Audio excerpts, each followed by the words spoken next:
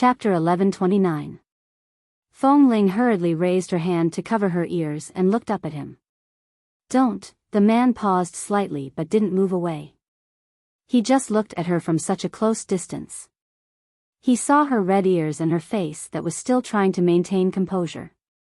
So sensitive. Feng Ling could only cover her reddening ears with her hand and say, "My injury is almost healed. Mrs. Mo is going to attend an event tomorrow night. Although she didn't ask me to accompany her, this is my job after all. I plan to go back to her side tomorrow and continue to work as a bodyguard. I can't be lazy just because of this minor injury. Otherwise, I'll be too ashamed of Mr. Mo and Mrs. Mo's trust in me." "So?" the man said as he glanced at the injury on her arm.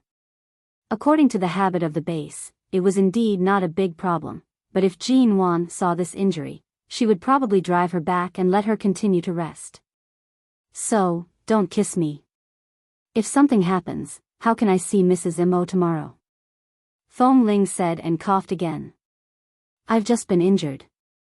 She will definitely open my clothes to check carefully." Li Nanheng didn't speak at first but just looked down at her. Although the man didn't speak, his gaze on her was a bit hot.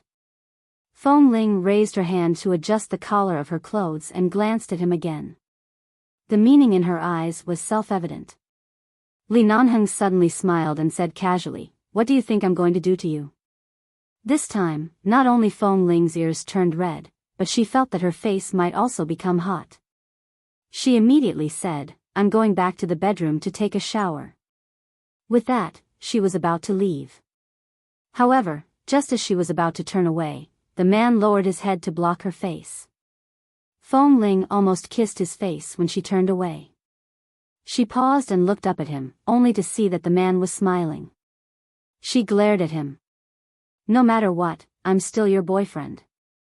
It's fine if you don't accompany me to the party, but you should at least kiss me before going to bed." Boyfriend. She didn't remember using this title when they were in the base or even when they were in a relationship. Was he already considered her boyfriend now? It was just that he didn't remember that night on the snowy mountain. Otherwise, he would probably be talking about her man right now. Feng Ling looked at him expressionlessly. "Protecting Mrs. Mo is my duty. It has nothing to do with accompanying you. Besides, haven't we been busy all these years? What's there to accompany? Do you think I like you just so you can ignore me? But, no buts. Are you going to kiss me or not? What does a kiss mean? I'm happy." Feng Ling looked at him speechlessly. She looked at his lips and then at his face.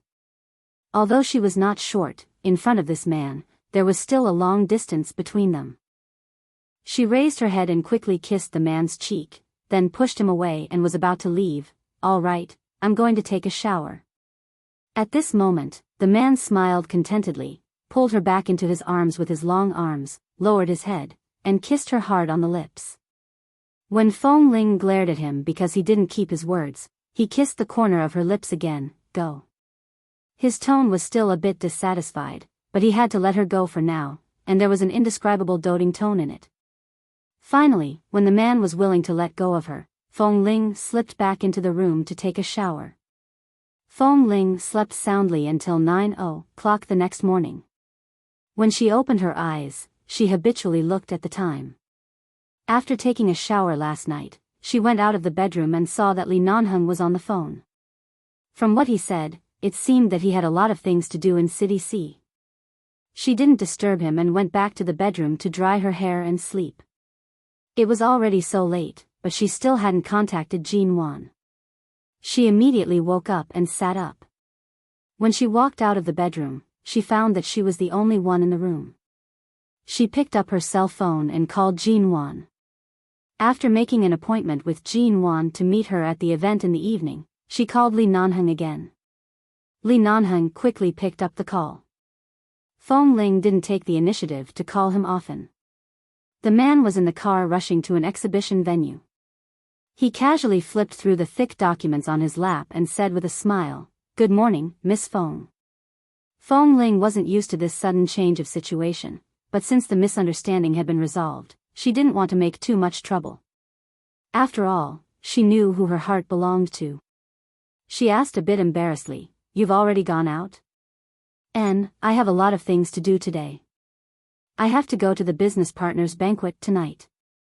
After accompanying Jean Wan tonight, will you go straight back to the hotel or accompany her back to the university? Not necessarily. I'll see when it's over. If it's too late, I'll go to the university to pick you up. You'll go to pick me up? Then what should I say if Mrs. Mo sees me? Do you think Jean Wan is stupid? Can't she see that there's something going on between you and me? That's right. Last time when Mr. Mo came over, he should know something from their tone.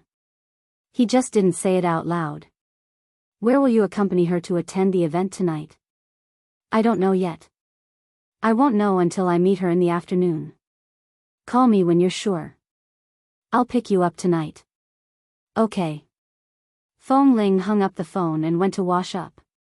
Before leaving the hotel, she called Wen Liqing, but the call didn't go through. Wen Liqing seemed to be busy.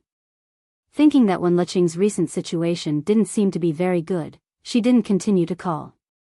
It was better to ask her when she was in a better state. Wen Liqing signed a contract with the medical college as a guest professor for 3 months, teaching some Western medical concepts, clinical medical experiments, and so on. Of course, she didn't like to show off, so most of the time she liked to help her seniors who came to work with her.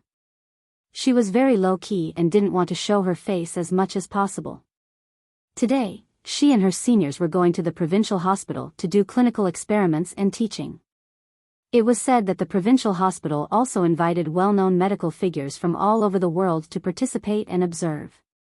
After Wen Liqing arrived at the provincial hospital with her seniors, she hurriedly changed into a light green disinfectant suit, put on a mask, and was about to go to the consultation room specially arranged for them by the hospital. Just as she was about to enter the consultation room, Wen Liqing raised her eyes and suddenly saw several people standing outside the door. One of them was as tall as Jade, wearing a long white doctor's gown, standing quietly there, talking to the leader of the provincial hospital next to him. The moment he noticed her gaze, he turned his head and looked her in the eyes. Chapter 11:30. She didn't need to see the other party's face carefully at all. Just a figure from the side was enough for her to recognize that it was Wen Linhan. He hadn't returned to the United States yet? Why did he appear in the provincial hospital?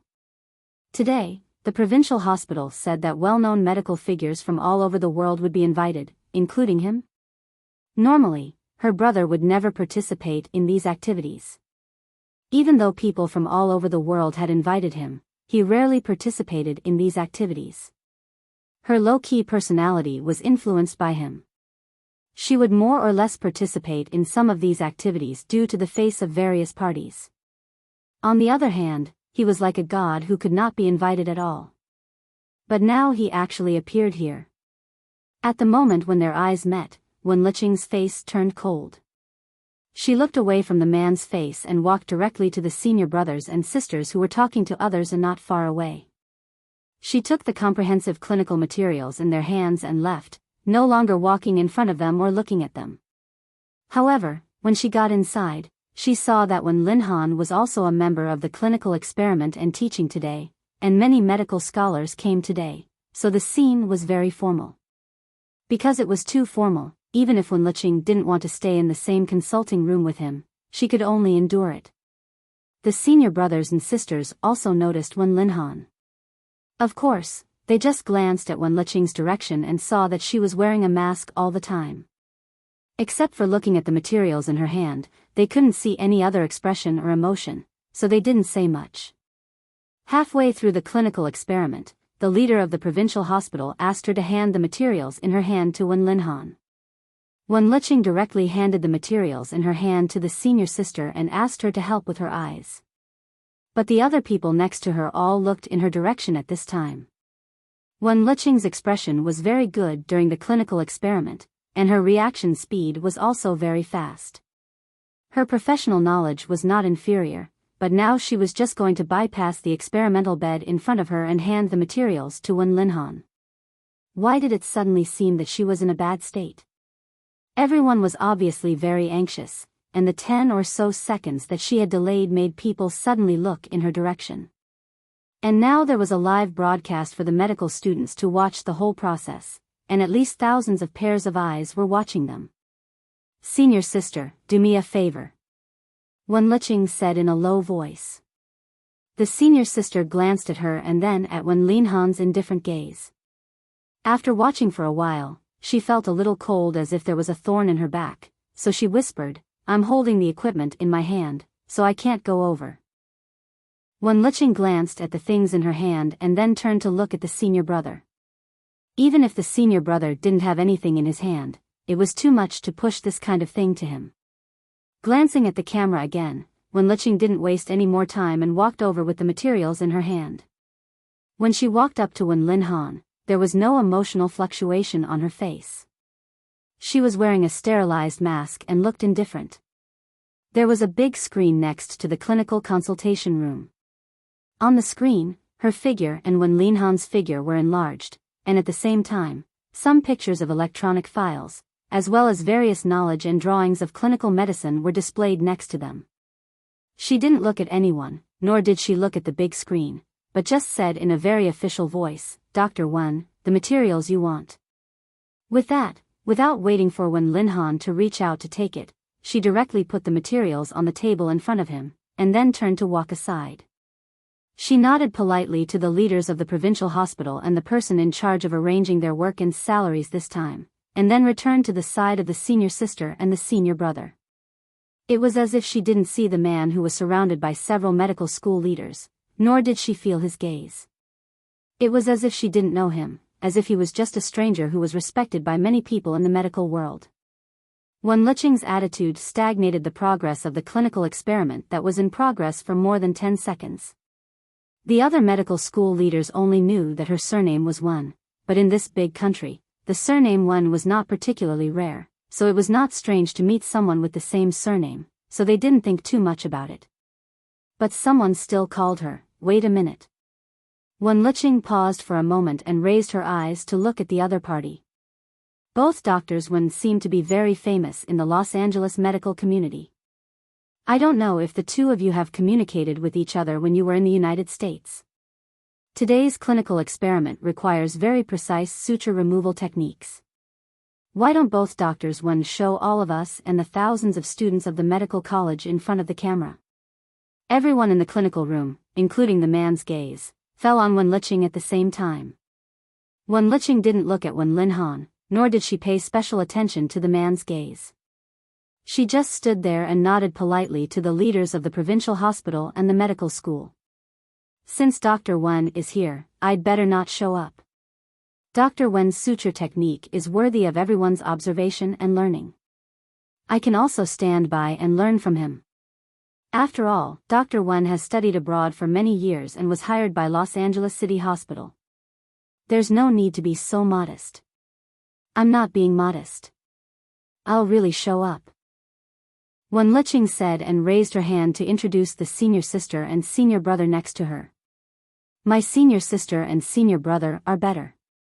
They will demonstrate to the students with Dr. Wen, so the effect will be better." Seeing that she flattered others but trampled on them, the leaders knew that she was low-key and didn't say much. In the end, as she said, they invited her senior brother and sister and politely invited Wen Linhan to be their teacher. When Wen Linhan bypassed the table in front of him and walked to the clinical experiment table, he seemed to glance at Wen Liqing.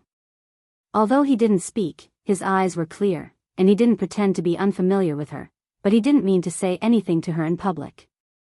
He just looked at her as if he was sizing up how thick her disinfectant suit was. The disinfectant suit in China was also different from that in foreign countries. She had never worn this suit in the United States. Wen Liqing, who was wearing a green mask, also looked indifferent, as if familiar and strange at the same time. Wen Liqing lowered her head and took a step back as if she didn't see anything. She gave them the position on the side of the clinical experiment table, turned around, and walked away. Chapter 1131. When Feng Ling and Jin Wan went to meet, Jin Wan did as Li Nanheng said. She lifted Feng Ling's clothes and examined her for a long time. She furrowed her brows in heartache as she looked at the wounds that appeared to have healed on the surface, but who knew how long it would take for the scars to disappear. Thankfully, Feng Ling did not have a talkative personality. She answered whatever Jin Wan asked and did not complain. The topic slowly shifted to the event they were going to attend tonight. It's a family banquet for the company's overseas Chinese chairman, Mr. Kaida. Back when we were in High City, didn't our studio already have contact with the company? We also recently signed a contract. Mr. Kaida's entire family has migrated from America to live in the country and has just settled down in City A. He has invited the heads of all the major business partners to his home for a meal and drink. It's a very simple family banquet, but there might be more people attending. Then, are you going to pick out a gown now? There's no need for a gown. Mr. Kaida emphasized that it's only a family banquet and hopes for more friends to attend. However, he doesn't wish for it to be too grand. It's fine to dress more formally. Feng Ling looked at Jin Wan's radiant expression and knew that she had completely reconciled with Mr. Mo. She did not continue with the Cold War and felt much more relaxed. Otherwise, she would not be able to watch Jin Wan trying her best to maintain a calm attitude every day. Indeed, it was only when everyone was happy that one could feel at ease. Previously, when she saw Jin Wan in a daze by the condo window, her heart had truly ached for her. That night, at 6:30. Mr. Kaida's villa was located in the wealthy district of City A. It was 2,000 square meters large. Although it was already winter, the weather was good. The sky was filled with stars, and the temperature was not as cold as expected. There were many guests, and there were many ladies who chose to wear gowns. In the brightly lit villa, everyone's faces were dazzling. Well-trained waiters were currently serving expensive and exquisite desserts and drinks. The guests continued to arrive, and there were many of them. After 7:30, the number of people in the courtyard increased, and it became hotter. In the study on the second floor of the main residence, Old Master Kai had just left. Qin Sighting and Li Nanheng, who had been specially invited by Old Master Kai to the study for a heart-to-heart talk, stood by the window. Qin Sighting looked out of the window, while Li Nanheng stood by the air vent on the other side, lighting a cigarette. Glancing downstairs, Qin Sighting was about to pick up his phone to call the hospital when he suddenly caught a glimpse of a woman coming down from a car in front of him. When he saw the woman's face clearly, he smiled meaningfully. Nanheng, come over and see who's here. The cigarette between Li Nanheng's fingers flickered and he glanced at the window that Qin Sighting was pointing at. When he saw that the person who came was Feng Mingzhu, his expression did not change. It seems that he has been tipped off by the old master's men and knows of my whereabouts. Qin Sighting smiled and sat on the sofa, casually flipping through the secret agreement on the underground arms trade that Mr. Kai had sincerely invited them to look at. At the same time, he swept a glance at him. Why don't you go down and entertain them personally? This Miss Feng, I can tell that she's really attached to you. I'll go down. If I go down, I'd rather you go down. Dr. Qin is as handsome as Pannon. In order to see you, the young ladies from the prestigious families who are pursuing you would rather pretend to be sick and line up outside your city's hospital. Why don't you help me get rid of Feng Mingzhu? Just let her set her sights on you. Qin Sighting curved his lips, his clear eyes filled with mockery. How can I do that? After all, this Miss Feng has been devoted to you for many years. How can I seduce such an infatuated young lady? Li Nanheng chuckled. Li Nanheng sneered and put out the cigarette butt in the ashtray next to him. There was a hiss in the air, and then it was quiet again.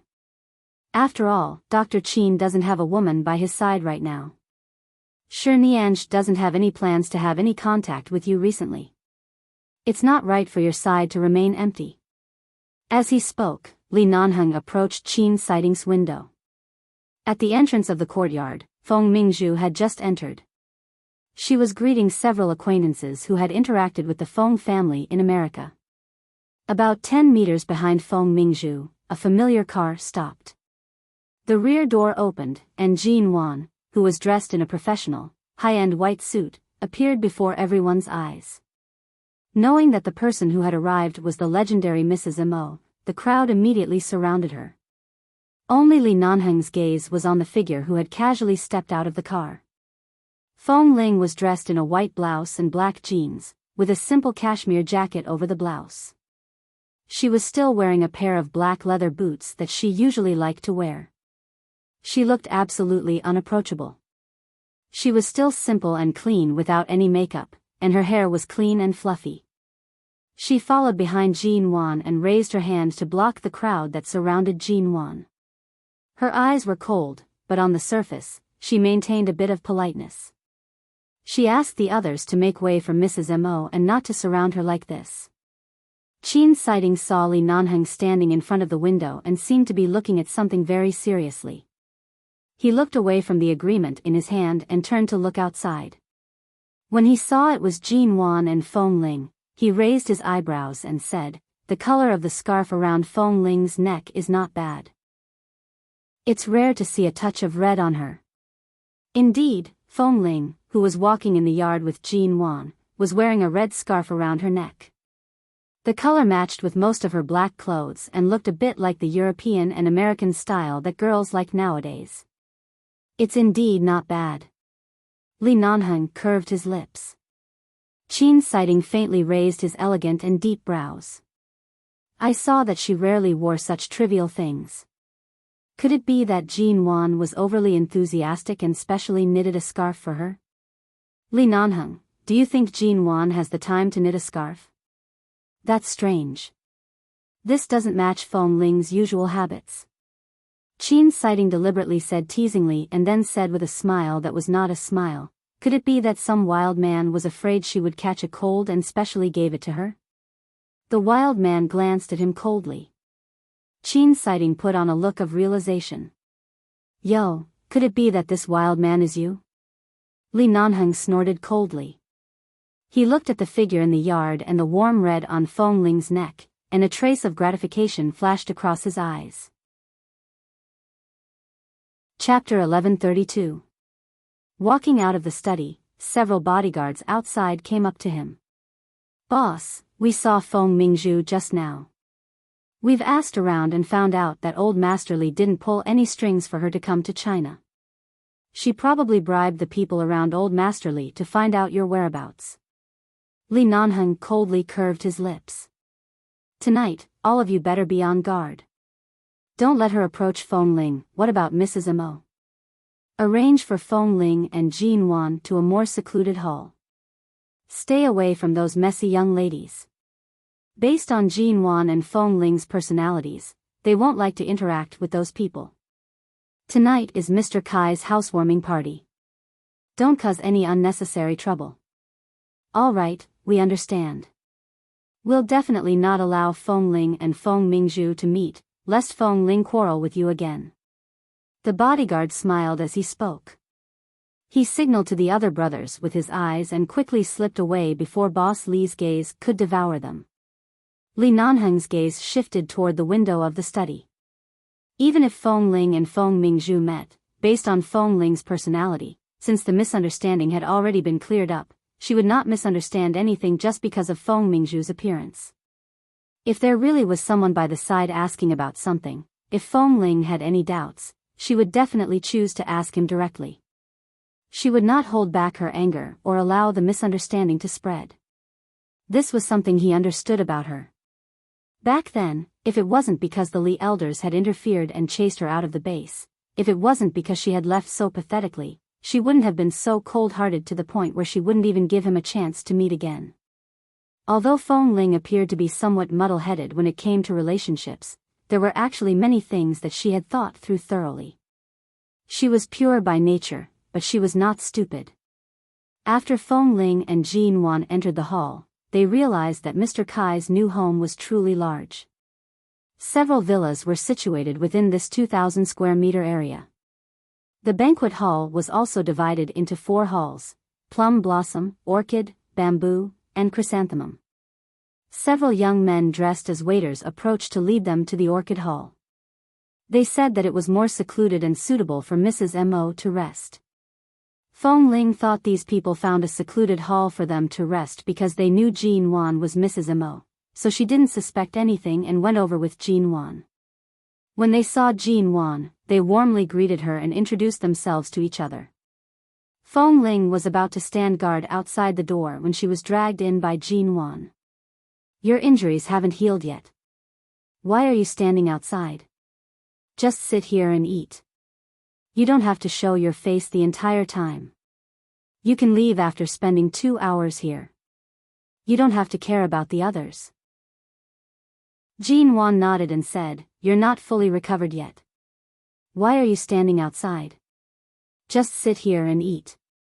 That may be the case, but there are many people here tonight. It's better for me to go out and take a look. Since you've asked us to rest in the Orchid Hall, then we should just stay here peacefully. The few ladies sitting here are all rich madams with whom we usually have no conflicts, and they don't seem to have any hidden agendas. With such a relaxing environment, you should just relax a little. You say that you're a bodyguard, but when have I ever seen you as one? Hurry up and sit down. Jean Wan's last few words were spoken in a commanding tone. Feng Ling could only sit down on the empty sofa beside her. When she sat down, she noticed Jean Wan glancing meaningfully at the scarf around her neck. Feng Ling quietly removed the scarf and placed it by the side. Initially, she didn't want to wear the scarf. However, Jean Wan said that she was wearing too little, and her coat was too thin. She didn't have anything to cover her neck and would definitely catch a cold. No matter what, she urged Feng Ling to buy a scarf to wear. Coincidentally, they passed by the hotel and Feng Ling stopped the car to retrieve the red scarf. She wore it here. During this period, Jean Wan even used the words exceptionally beautiful to describe Feng Ling who was wearing the scarf. Even Feng Ling felt a little embarrassed. There were many people in the other 3 halls of the banquet hall. Due to Feng Mingzhu's unusual status in the Feng family, she was specially arranged to be in the main hall, the Plum Hall. Today, some people were wearing gowns, including Feng Mingzhu. Feng Mingzhu wore a long, form-fitting gown. Her long, curly hair rested on her shoulders, complementing the exquisite makeup on her face. She attracted many gazes, but she wasn't interested in those gazes. She only searched for Li Nanheng's figure in the crowd. Since she couldn't find anyone in the Plum Hall, she went to the other halls. Because she knew that there were very few people in the Orchid Hall and that most of them were women, and that it was located in the backyard of the most secluded villa district, Feng Mingzhu went to the Orchid Hall last. When she arrived at the entrance of the Orchid Hall, she abruptly saw Feng Ling sitting on the sofa by the side and chatting with Jean Wan with a faint smile. The moment she saw that Feng Ling was actually here, Feng Mingzhu's gaze instantly turned unfriendly. She scanned the area outside the door and took advantage of the fact that Feng Ling hadn't turned around to look outside. Seeing that Li Nanheng wasn't here, she directly turned around and left. As she walked, she clenched her fists tightly. She was really persistent. Did Li Nanheng know that she was here? Didn't they say that Feng Ling had no contact with Li Nanheng after she was chased out of the base? Furthermore, it was said that 11 Base had used some unknown method to summon Feng Ling back. However, Feng Ling bore a grudge against the base and refused to return. Furthermore, there didn't seem to be any close contact with Li Nanheng. It was said that when they met at certain events in Los Angeles, Feng Ling and Li Nanheng were like strangers. They didn't even look at each other. The two of them shouldn't have any contact, right? It was said that Feng Ling was currently Mrs. Mo's bodyguard. Thus, the long-haired beauty by her side should be the legendary Mrs. Mo. Because she wasn't sure what the relationship between Feng Ling and Li Nanheng was, it had been so long since the banquet started, but Feng Ling still hadn't gone to the front. It was likely that they hadn't met face to face and didn't know each other was here. Then it seemed like she should hurry up. Recently, when she was at the Li family, Grandfather Li had been dissatisfied with her because she had spread those things out. Recently, he hadn't helped her much. Even when she visited the Li family several times, Grandfather Li's attitude toward her was very cold. This time, she came to China to look for Li Nanheng. It wasn't Grandfather Li's help at all. Instead, she used all sorts of methods to tell the Li family's housekeeper about her feelings for Li Nanheng, crying and pitifully. Finally, the other party felt compassion for her and revealed a few things about Li Nanheng's schedule in Tea City. Otherwise, she wouldn't even have the opportunity to appear at this banquet at the same time. 4M. Chapter 1133. The 3-year marriage between Li Nanheng and that cenotaph was going to end tomorrow. After this so-called 3-year marriage that would never be explained to the outside world, Li Nanheng's entire life would be reshuffled in 2 days. If she didn't hurry up and settle down now, it would be difficult for her to enter the Li family in the future. After all, grandfather Li no longer planned on helping her. If she didn't harden her heart and do something, all these years of waiting and unwillingness would have been in vain. In the study on the 2nd floor, Li Nanheng played with his phone, his gaze deep. "You really don't plan on going down?" Qin Sighting's expression was interested. After all, this is Mr. Kai's family banquet. So many people know that the legendary heir of the Li family has appeared. If you don't show up, the old man won't be able to accept it. To be honest, Qin Sighting was quite looking forward to seeing Feng Mingzhu pester Li Nanheng. After being brothers for so many years, he had never seen Li Nanheng's companions bold enough to bump into an iceberg. This Miss Feng was truly stubborn. Li Nanheng suddenly smiled coldly. "Why should I go down? Tonight's main character is Mr. Kai. I'm just a gimmick. There's no need to seek trouble. Feng Ling is in the Orchid Hall. You can avoid Feng Mingzhu's spies and go to the Orchid Hall to have tea with your little Feng Ling." Li Nanheng did not speak. His gaze looked out the window in the direction of the Orchid Hall. If Feng Mingzhu hadn't appeared tonight, he would have used this opportunity to drag Feng Ling out and dance with her. She had never experienced such a romantic occasion before, and it would bring out her adorable side.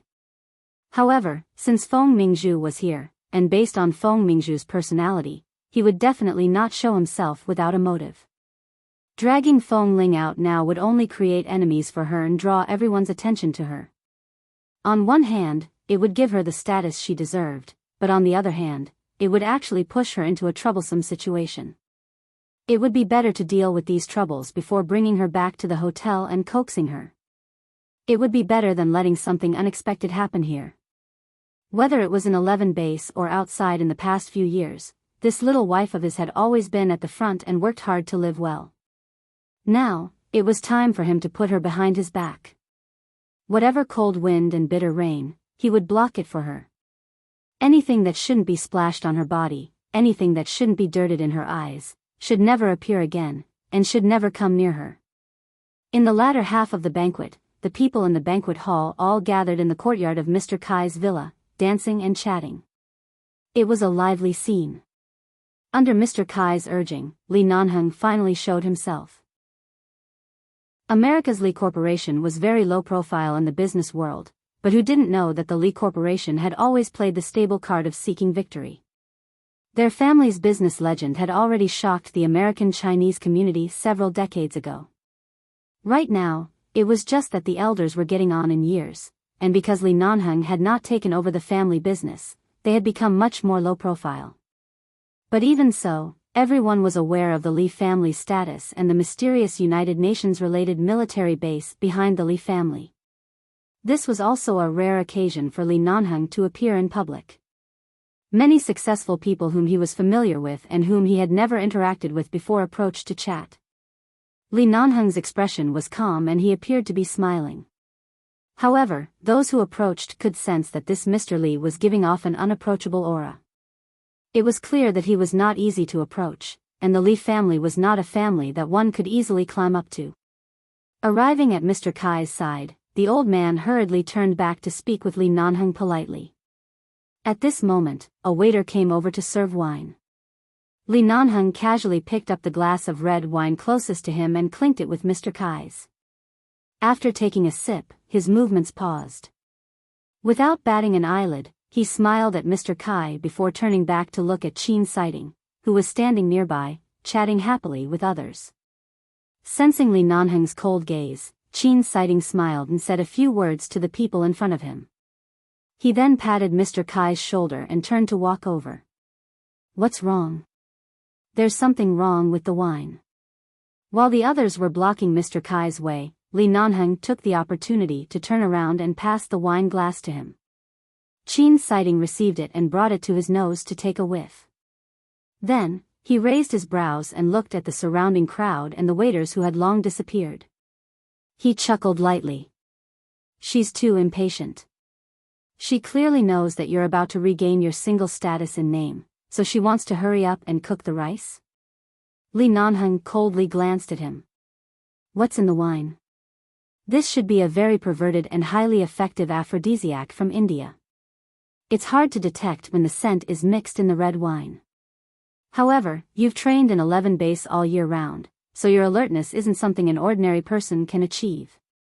It's rare for you to be able to detect such a colorless and odorless substance in a second.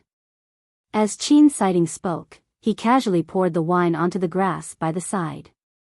Then, he brought the empty glass to his face and sniffed it carefully. At the same time, he asked, "Did you drink it earlier?" "I did." Li Nanheng's expression was somewhat heavy.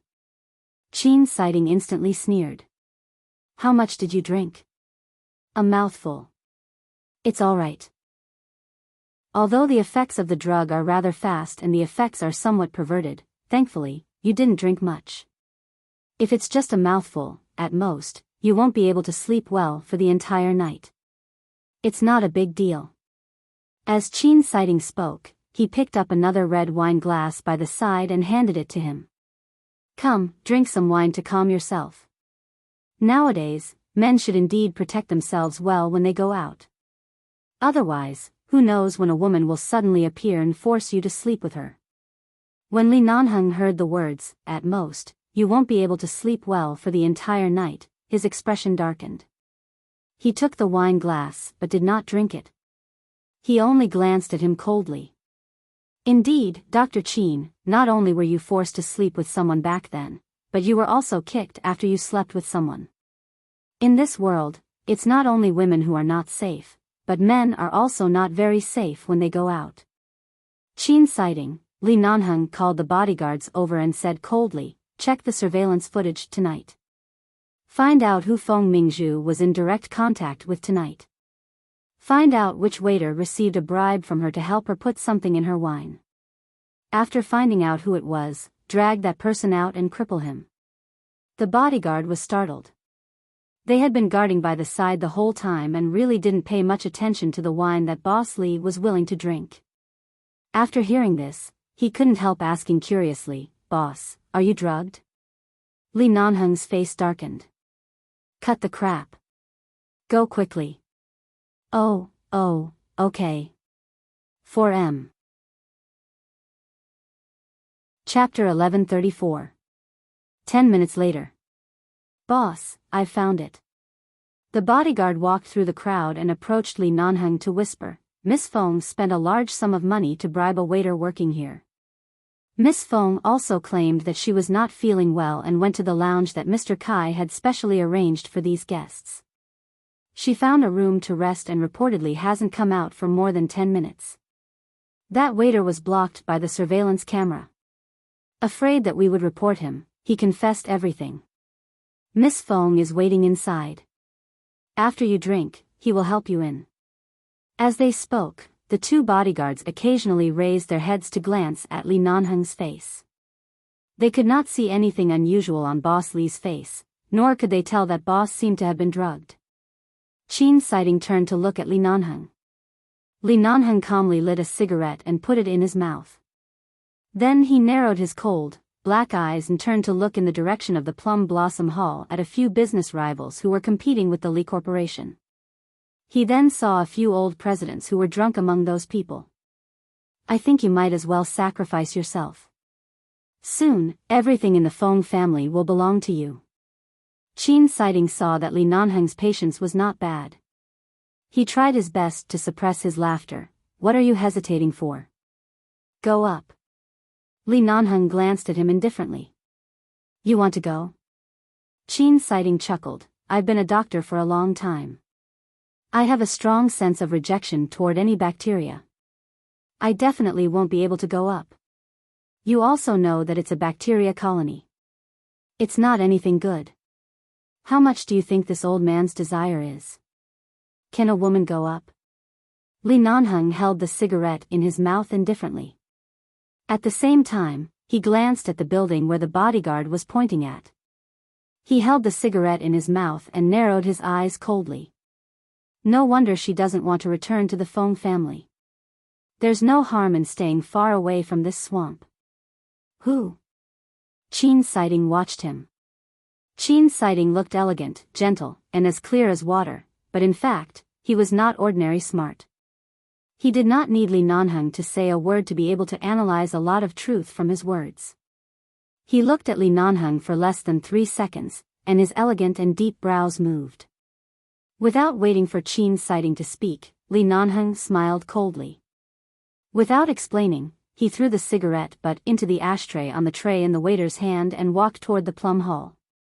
In Mr. Kai Da's villa, the VIP lounge was located on the 3rd floor of the villa.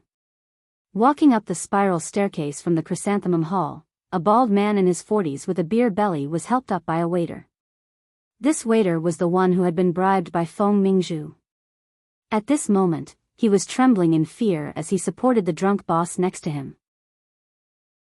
From time to time, he glanced back, but when he saw the 2 fierce-looking bodyguards, he was so frightened that he didn't dare to make a sound and continued to support the boss up. When they reached the 3rd floor above the chrysanthemum hall, the waiter whispered as he walked, "It's on this floor." Miss Feng is resting in the room in front." Li Nanheng then walked up, expressionlessly watching the direction they were heading in. When he saw that the Guixia Corporation's CEO Lu was supported to the door of the room, he coldly shifted his gaze toward the window at the end of the corridor. He could see the main entrance of the Orchid Hall. Feng Ling and Jin Wan were both holding on to their phones. Jin Wan seemed to have come up with some small game and dragged Feng Ling along to play with her. Feng Ling played with her seriously while occasionally furrowing her brows. It was clear that she did not understand the game and lost. After a few more minutes, Feng Ling gradually learned how to play. Her brows gradually relaxed, and a smile appeared in her eyes. From time to time, she would chat and laugh with Jin Wan while tapping on her phone with her finger. He then glanced at the red scarf that she had carefully placed on the sofa. A faint smile flashed across Li Nanheng's eyes. At the same time, at the end of the corridor, there was a light knock on the door. Under the cold stare of the 2 bodyguards, the waiter stood in front of the door and said, "Miss Feng. I've brought him here. Is it convenient for you to open the door now?" After a short while, Feng Mingzhu's voice sounded slightly muffled. "I'm showering. Help him up first." "All right." The waiter tried to push the door and found that it was not locked. He could only bite the bullet and help the drunken CEO Lu in. He did not dare to stay any longer. Inside was Miss Feng, who had just thrown him 100,000 yuan bank card, and outside were the bodyguards waiting to take his life. He hurriedly helped CEO Lu to the bed, looked back at the bathroom door, and ran out as though there was oil on the soles of his feet. As soon as he ran out, he suddenly bumped into the 2 bodyguards who had yet to leave. The moment the waiter met their fierce gazes, he was so frightened that his legs turned to jelly and he almost knelt on the ground. With a pleading expression, he said, "Please, let me go, please. I've already done as you said. I have to take care of my parents and children, life isn't easy, so I was careless and was blinded by lard. I was greedy for money. Please let me go." One of the bodyguards glanced at him coldly. "Brat, you look like you're only in your early 20s. I can believe that you have parents, but you have children? You?" The waiter's expression stiffened and he hurriedly explained, I get married early.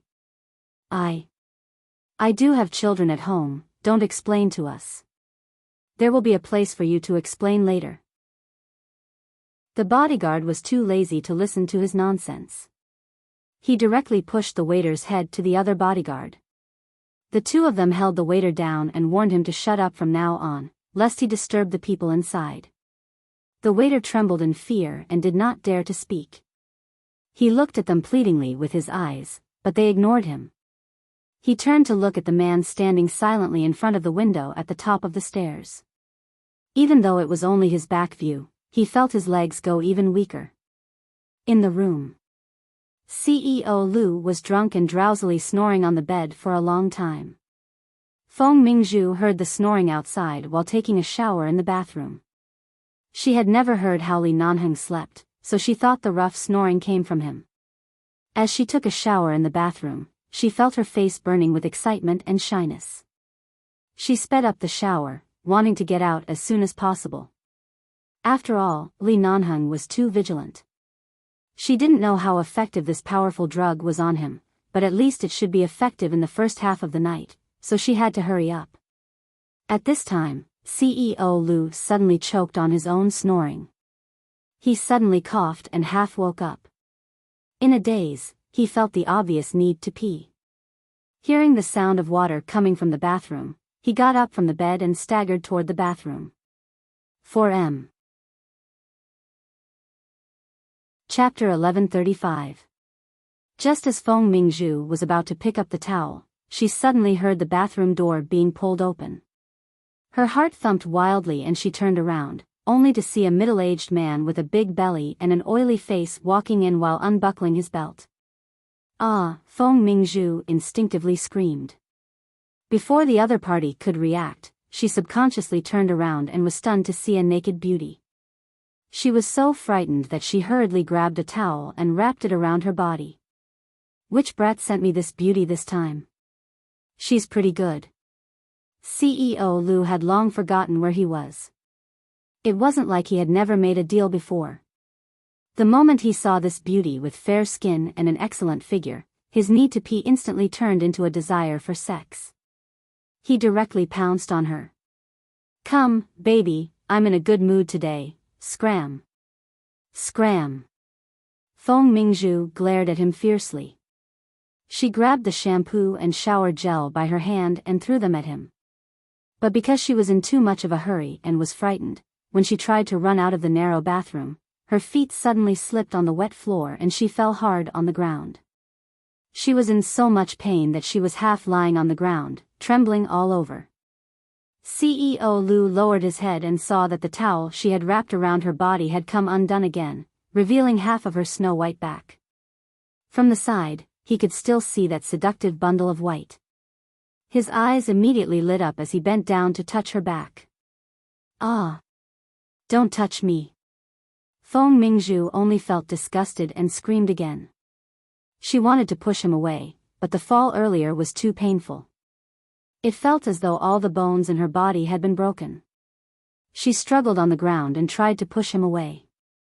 However, she was still pulled up by the old man behind her. He held her tightly in his arms and lowered his head to smell her chest harshly. "Scram! Don't touch me, scram!" Feng Mingzhu was flustered. She forcefully scratched this disgusting man's head and face. The other party suddenly grabbed her hair unhappily and ordered her to be more obedient.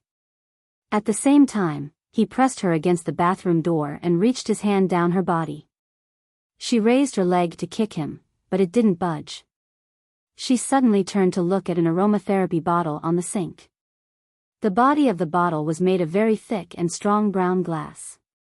When she felt this disgusting old man's hands groping her body more and more arrogantly, Feng Mingzhu completely lost her rationality. She abruptly grabbed the tea-colored glass aromatherapy bottle and ruthlessly smashed it against the back of his head. The old man, who was doing whatever he wanted to her, instantly leaned against her and stopped moving. There was a faint smell of blood in the air.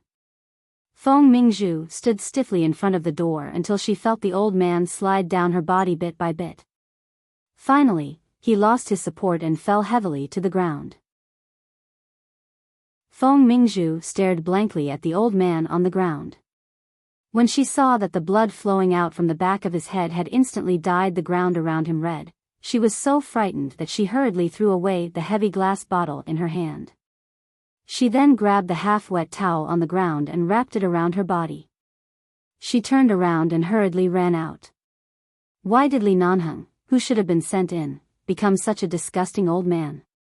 Did that waiter betray her? What was going on? Did she kill someone just now? Feeling flustered, Feng Mingzhu wrapped herself in a towel and rushed out without even thinking of putting on her coat. Someone come, quickly, someone come.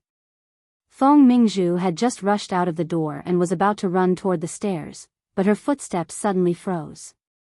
She wanted to call for help, but her voice was also choked in her throat. She stared in disbelief at the man who was standing outside her door and casually leaning against the wall. He held a half-smoked cigarette in one hand and put the other in his trouser pocket. He just stood there coldly. Li Nanheng looked at her indifferently.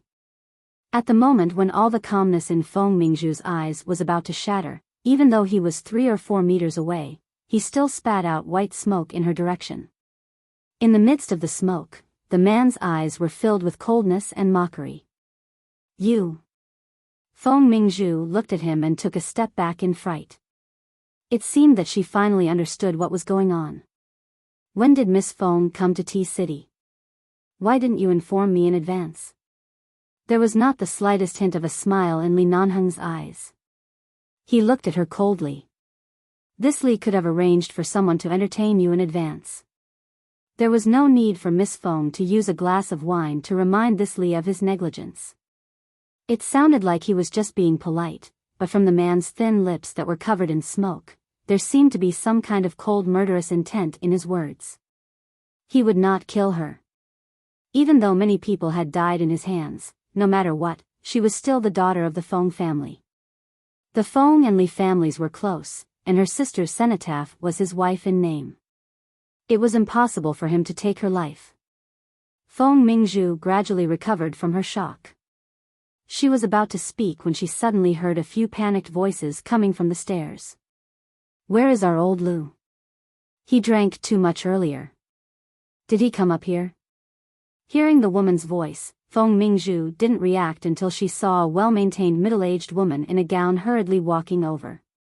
As she walked, she looked inside. When she saw Feng Mingzhu standing there with only a bath towel wrapped around her, her gaze immediately paused. With a woman's intuition, she seemed to have a bad premonition and directly glared at Feng Mingzhu. Where is old Lu? At this moment, the middle-aged woman suddenly shouted harshly. Feng Mingzhu's shoulders instinctively trembled. The bodyguard following behind the middle-aged woman respectfully lowered his head to say, Mrs. Lu, I'm really sorry. We didn't know that you also came to attend the banquet today. CEO Lu drank too much earlier and came up to rest with this Miss Feng. Hearing this, Mrs. Lu glanced at the towel wrapped around Feng Mingzhu's body. At the same time, she saw the scratches and kisses on Feng Mingzhu's shoulders and neck when CEO Lu almost violated her. She was instantly enraged. She fiercely smashed the bag in her hand toward Feng Mingzhu's face. You smelly B*TCH, you dare to seduce my husband. Feng Mingzhu was originally a vigilant person, but she was still confused by the wave after wave of situations in front of her. When she was hit by the bag, her face paled. She wanted to explain, but in an instant, Mrs. Lu suddenly rushed up and pushed her to the ground. Mrs. Lu sat on top of her and fiercely clawed at her face with her nails. Chapter 1136. Ah! I didn't, get lost. Feng Mingzhu, who was repeatedly scratched on her face, was about to collapse, but because she was afraid that the towel on her body would fall apart, she could only use one hand to cover it. However, in this situation, she was completely helpless in front of this crazy, angry woman. Seeing that she kept protecting the towel on her body, Mrs. Lu's eyes reddened with anger and reached out to grab her towel again. Smelly whore, you're shameless, this old lady will make you completely lose your face. I didn't seduce your husband, you misunderstood, this is a misunderstanding, someone framed me.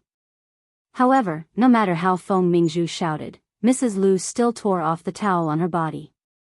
In an instant, Feng Mingzhu curled up naked on the ground in the corridor, exposed to everyone. Li Nanheng expressionlessly turned and walked away, too lazy to look at her. When Mrs. Lu saw the scratches on Feng Mingzhu's chest and body, she raised her hand and slapped her face. Damn, you shameless vixen. Feng Mingzhu fell to the ground, her wet hair disheveled. She was on the verge of a breakdown, but she still used her hands to cover her body. She struggled to raise one hand and clawed at the air, trying to pull the towel back. At this moment, one of the two bodyguards from earlier quickly walked into the room. In less than 5 seconds, he rushed out and shouted at Mrs. Lu, who was still pressing Feng Mingzhu to the ground and slapping her face, "Oh no, someone is going to die." When Mrs. Lu heard that someone was going to die, she suddenly raised her head. When she saw the bodyguard's gaze, she seemed to understand something. She quickly got up and ran into the room. At the same time, she raised her high-heeled foot and kicked Feng Mingzhu's stomach hard. Then, ignoring Feng Mingzhu's cries of pain on the ground, she directly rushed into the room. Then Mrs. Lu's screams came from the room. "What's going on? Why did that little bitch injure my husband? So much blood. Quick, call the police, call the ambulance, quick. Old Lu, wake up. You can't have anything happen to you. If something happens to you, how can my child and I live? You damn ghost, you fool around outside every day. In the end, you still fell into a woman's trap.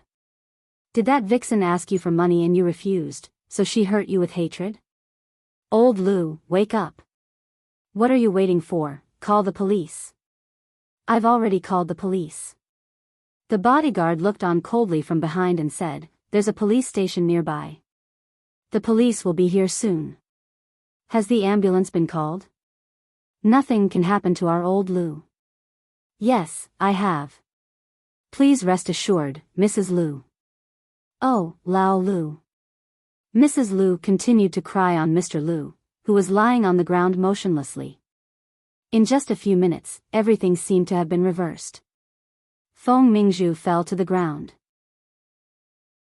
When the bodyguard walked back and forth, he felt that she was an eyesore. When he came out of the room, he took out her coat and threw it on her. Feng Mingzhu hurriedly grabbed the coat and wrapped it around her body. She raised her head to look at the crowd that had gathered in the corridor after hearing the news. She could not see Li Nanheng, who was blocked by the crowd. When she saw someone take a picture of her with a cell phone, she was so frightened that she hurriedly raised one hand to cover her bruised and red face. Her other hand gripped the corner of the coat tightly. When the nearest police station heard that something had happened to Mr. Kai's family, they immediately mobilized all the police force to rush over. They rushed upstairs and brought the unconscious Mr. Lu and Mrs. Lu away. After listening to the bodyguard's description of the scene, they coldly dragged Feng Mingzhu, who was unable to get up from the ground for a long time, and brought her away as well. Feng Mingzhu knew that she had offended Li Nanheng because of Feng Ling, and because of the glass of wine today, she had crossed his bottom line. When she was forcefully dragged away by the police, she looked at him with reddened eyes. She staggered as she gritted her teeth and said, "Li Nanheng, you can't do this to me." Li Nanheng glanced at her indifferently but did not reply to her. He watched expressionlessly as the police took her away. Because of the relationship between the Feng family and the Li family, he couldn't punish Feng Mingzhu personally for the time being, but she had hurt someone by herself. If she was unlucky, she might have to bear the consequences.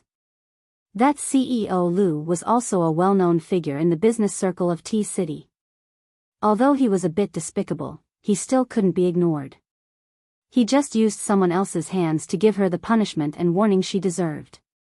With the Feng family around, coupled with the fact that she was an American citizen, nothing would happen to her in the country. However, she would still be publicly sent back to America by the police. If her reputation were to spread, it would be a fatal blow to both her and the Feng family. It would be 100 times more painful than personally torturing her. Wonderful. Qin Sighting stood by the staircase and watched the entire scene. He gave a perfunctory compliment and glanced at Li Nanheng. "You've been drinking for a while. Can you still hold on?" Li Nanheng coldly glanced at him. He saw that Li Nanheng did not appear to have any problems or changes. However, his gaze was dark and cold. It was clear that he was unable to control his irritation and coldness. Enchanting chuckled. If you really can't take it, I'll send you to the hospital for a tranquilizer. You'll be fine after a short sleep. There's no need. Li Nanheng's expression was cold. This is just a small problem. This old man can handle it myself. Enchanting smiled mockingly. That medicine isn't simple. I'm afraid I'll have to trouble your hands. Tonight's event was just a banquet to join in the fun. There was no need for too much social interaction or excessive small talk. As long as they gave Mr. Kai some face and personally attended, it would be enough. They were afraid that Jin Wan, who usually did not like attending business banquets, would come. Throughout the entire event, the two of them ate, drank, and played with their phones in the Orchid Hall. When the banquet ended, they directly informed Mr. Kai and left. On the way back, Jin Wan had almost fallen asleep. Feng Ling drove her back to the condo. She did not know if Mr. Mo was in T-City today, but seeing that Jin Wan seemed to be in a good mood, she guessed that Mr. Mo should be waiting for her in the condo. Feng Ling did not think too much about it. When they arrived, she woke Jin Wan up and watched her return to the condo. After confirming that Jin Wan had safely entered, she drove off in the direction of the hotel. She had been out the entire night. There were still some serious wounds on her body. Although they no longer hurt, she still needed to apply some medicine. She had to return early to apply the medicine to prevent the wounds from getting infected. Chapter 1137. Feng Ling had just parked the car in the parking lot downstairs of the hotel when she suddenly heard the sound of a car whistling past. She got out of the car and looked over, only to see that Li Nanheng's car had just entered the parking lot and was parked diagonally across from her. Did he just come back? You're also so late today? Feng Ling walked over and asked. Li Nanheng had seen her car when she drove in. He wanted to sit in the car for a while, but when he heard her voice, he knew that he couldn't hide it anymore, so he rolled down the window and looked at the little woman wearing a red scarf standing outside the car with his dark eyes. He suddenly smiled. This scarf is not bad. Is it warm? Feng Ling gently responded. In fact, she was a little embarrassed, but she had to admit that it was really warm. And today, Jin Wan had been praising her for wearing a red scarf. The black and red color combination was also very beautiful. She didn't notice the extra hoarseness in the man's voice when he spoke. Usually, when Li Nanheng was in front of her, he always wanted to kiss her, and often when he held her, his voice would be a little hoarse. As sensitive as she was, she didn't notice his strangeness for a moment. Aren't you going to get out of the car? Seeing him sitting in the car, Feng Ling asked. Go up and rest first. I'll go up after I make a call, Li Nanheng said and smiled at her. Feng Ling saw that his movement seemed to be a little slow when he was about to take out his cell phone from his pocket. Although she didn't see anything wrong with him, she instinctively asked, Are you not feeling well? Li Nanheng paused and turned to look at her through the open car window. No. The underground parking lot is very cold. If you have any calls, go back to the room. If it's not convenient for me to listen, I'll go back to the bedroom to wash up. Since we've already met here, is it necessary to go back separately? Feng Ling said as she stood outside the car door waiting for him to get out. Usually, she avoided him. Even after they reconciled, he was often the one who took the initiative. It was rare for her to insist on something. Now she insisted on going up with him. If it were any other time, Li Nanheng would indeed be in a good mood because she was changing bit by bit and becoming more open and happy. But now, facing this little woman wearing a red scarf, which made her small face look even whiter and more attractive, Li Nanheng only felt that it was a kind of torture. After about half a minute, Li Nanheng got out of the car. When he got out of the car, the cold air outside made him feel refreshed. However, he still stood by Feng Ling's side after closing the car door. He didn't rush forward and domineeringly hold her in his arms like he usually did.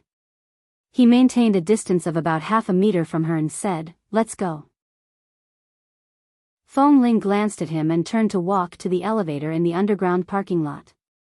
After entering the elevator, Feng Ling took out the room card from her bag and asked, "Are you sure you're not sick?" The man responded faintly. In the narrow elevator space, the mirror of the elevator door reflected Feng Ling's movements as she lowered her head to flip through the bag. Looking at the little woman's soft hair and rare expression that was not so cold and even slightly gentle, Li Nanheng felt that the effect of the wine he had drunk might not be too strong earlier, but now it seemed to be getting more and more serious. At this moment, Feng Ling finally realized that something seemed to be wrong with him. If it was any other time, he would have stuck close to her and couldn't wait to kiss and hug her in the elevator. Even if he didn't kiss or hug her, he definitely wouldn't keep such a distance from her. The space in this elevator was not big. She stood near the door, but he stood behind and had no intention of approaching at all. When the elevator opened with a ding sound, Feng Ling walked out.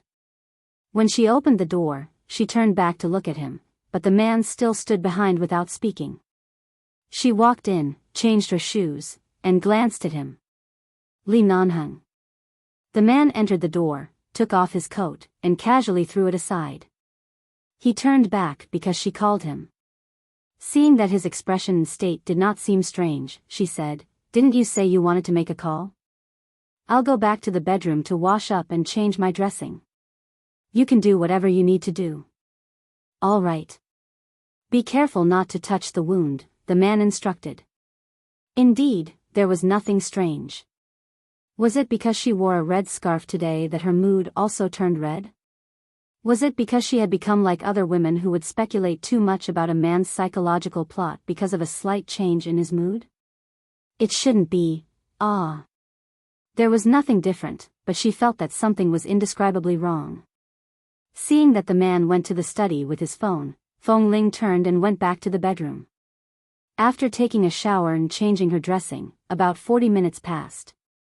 During this time, she did not hear any movements outside. Feng Ling sat quietly in the room for a while, glanced at the text message that Jean Wan had sent her after returning home, and replied. After informing each other that they were safe, she put the phone aside. After sitting for a while, Feng Ling got up and walked out of the bedroom. She saw that the door to the study was closed, and the door to the bedroom was still ajar, which meant that he had not come out since entering the study. It was likely that he was not feeling well, or that he had met someone outside today that made him unhappy and was in a bad mood or something. In any case, she was his girlfriend. It didn't seem like that was the case for her to ignore him. Feng Ling thought for a moment and went into the kitchen. She opened the refrigerator and rummaged through it for a long time. She remembered that there was a faint smell of alcohol on Li Nanheng's body. She didn't know if he had a drinking party tonight or if he only drank and didn't eat anything. She didn't know how to cook, but she still knew some simple things. So she went to make a very simple bowl of onion and egg soup. This kind of food was not greasy and warmed the stomach. It was suitable to eat at this time of night. After making it, Feng Ling walked to the door of the study with the soup in her hand, raised a hand, and gently knocked on the door. There was no response from the person at the door. She calculated the time. Li Nanheng had been in for so long. He should have finished making the phone call. There was no sound now. Was he asleep?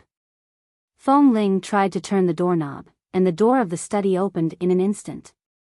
She entered the door with the soup in her hand, but the moment she entered the door, she saw that the man was in the study. The scene in front of her shocked Feng Ling, and the soup in her hand fell to the ground. The hot soup splashed all over the ground.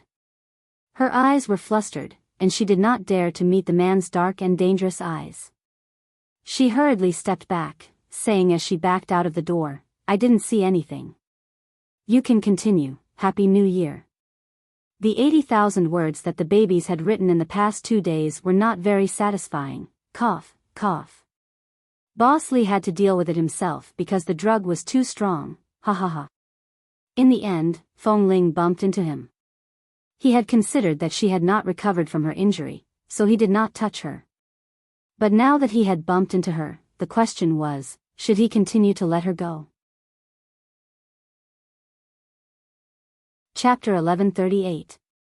The soup stains on the ground were too hot, and when they landed on the ground, there was still a faint wave of hot air. Feng Ling retreated in panic.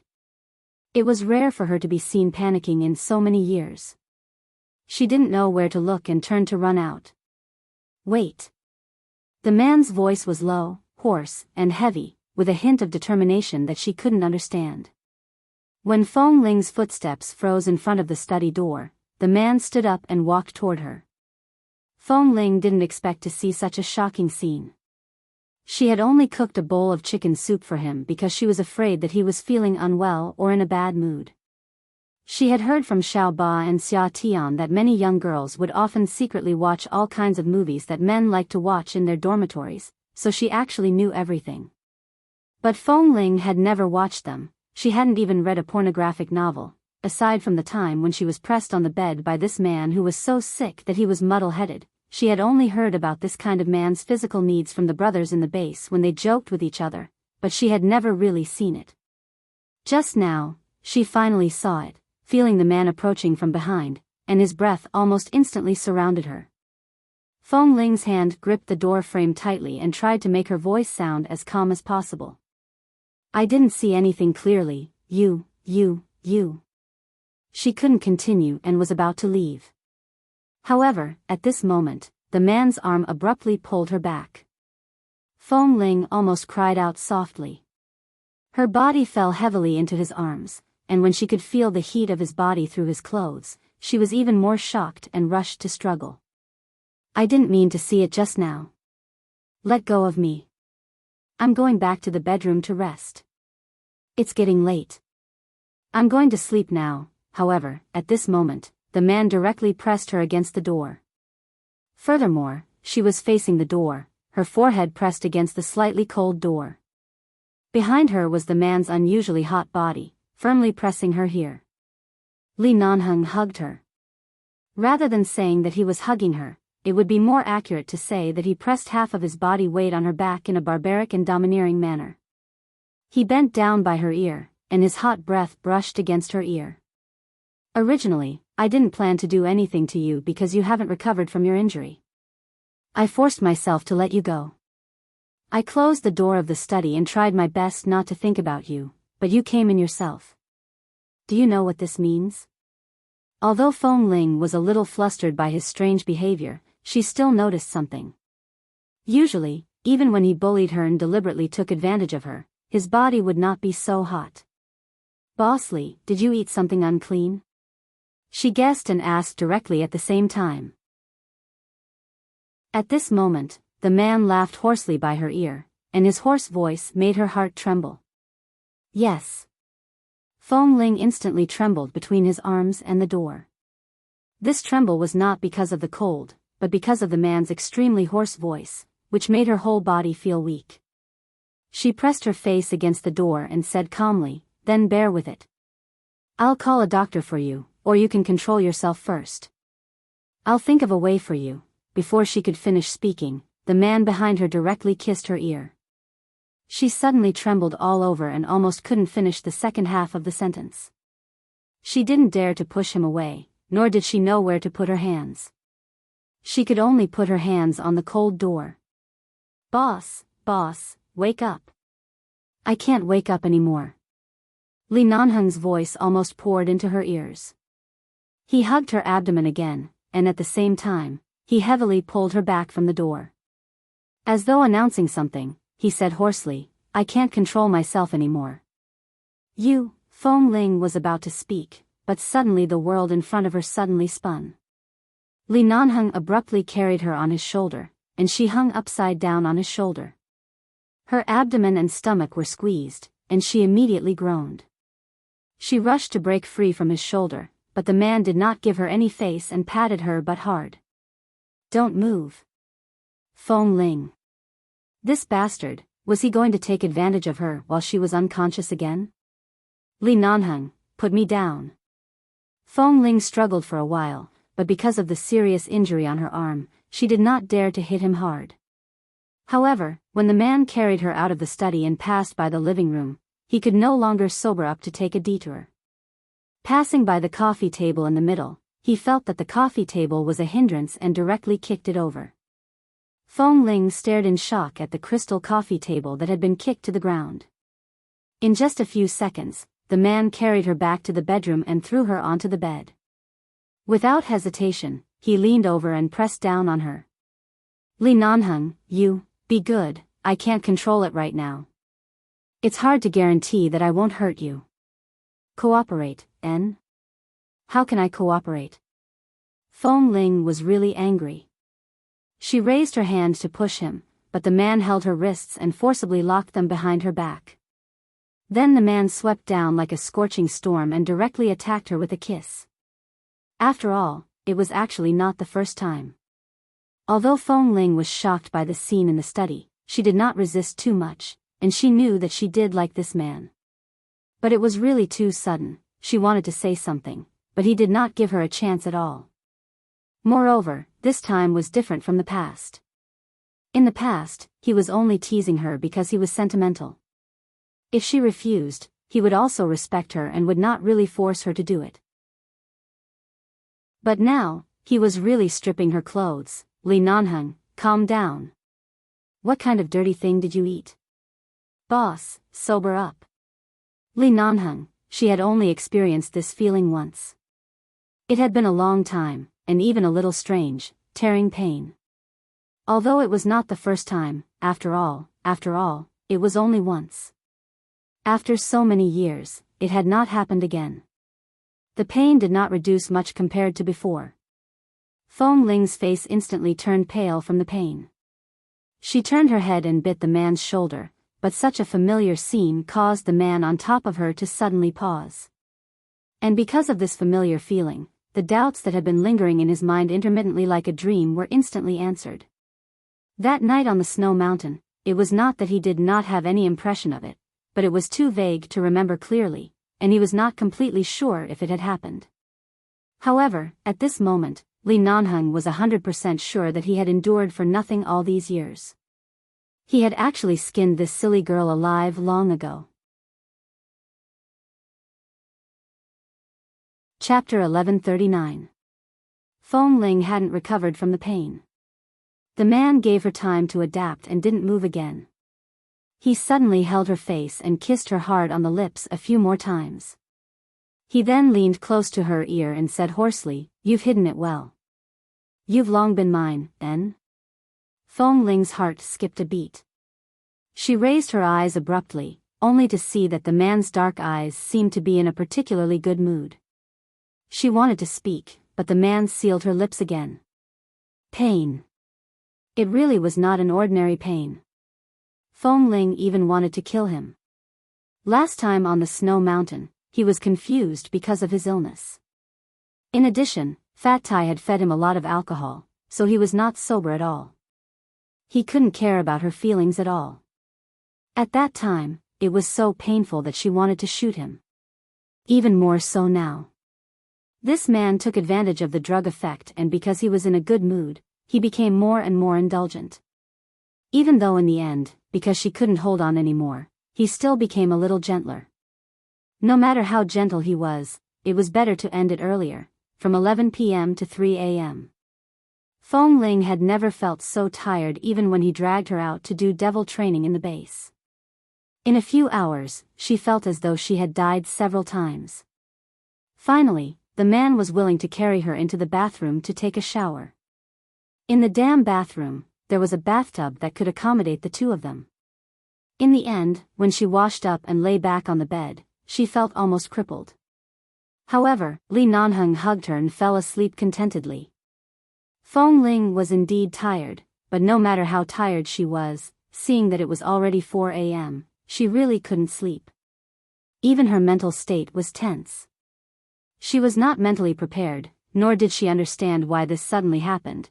At least he didn't remember that time on the snow mountain. Later, she pretended that it didn't happen. Right now, when he woke up in the morning, what should she say or do? The man by her side was sleeping soundly. In fact, Feng Ling had never seen Li Nanheng sleep so unguarded. The two of them had both taken a shower, and their bodies smelled of the same lemon-scented shower gel.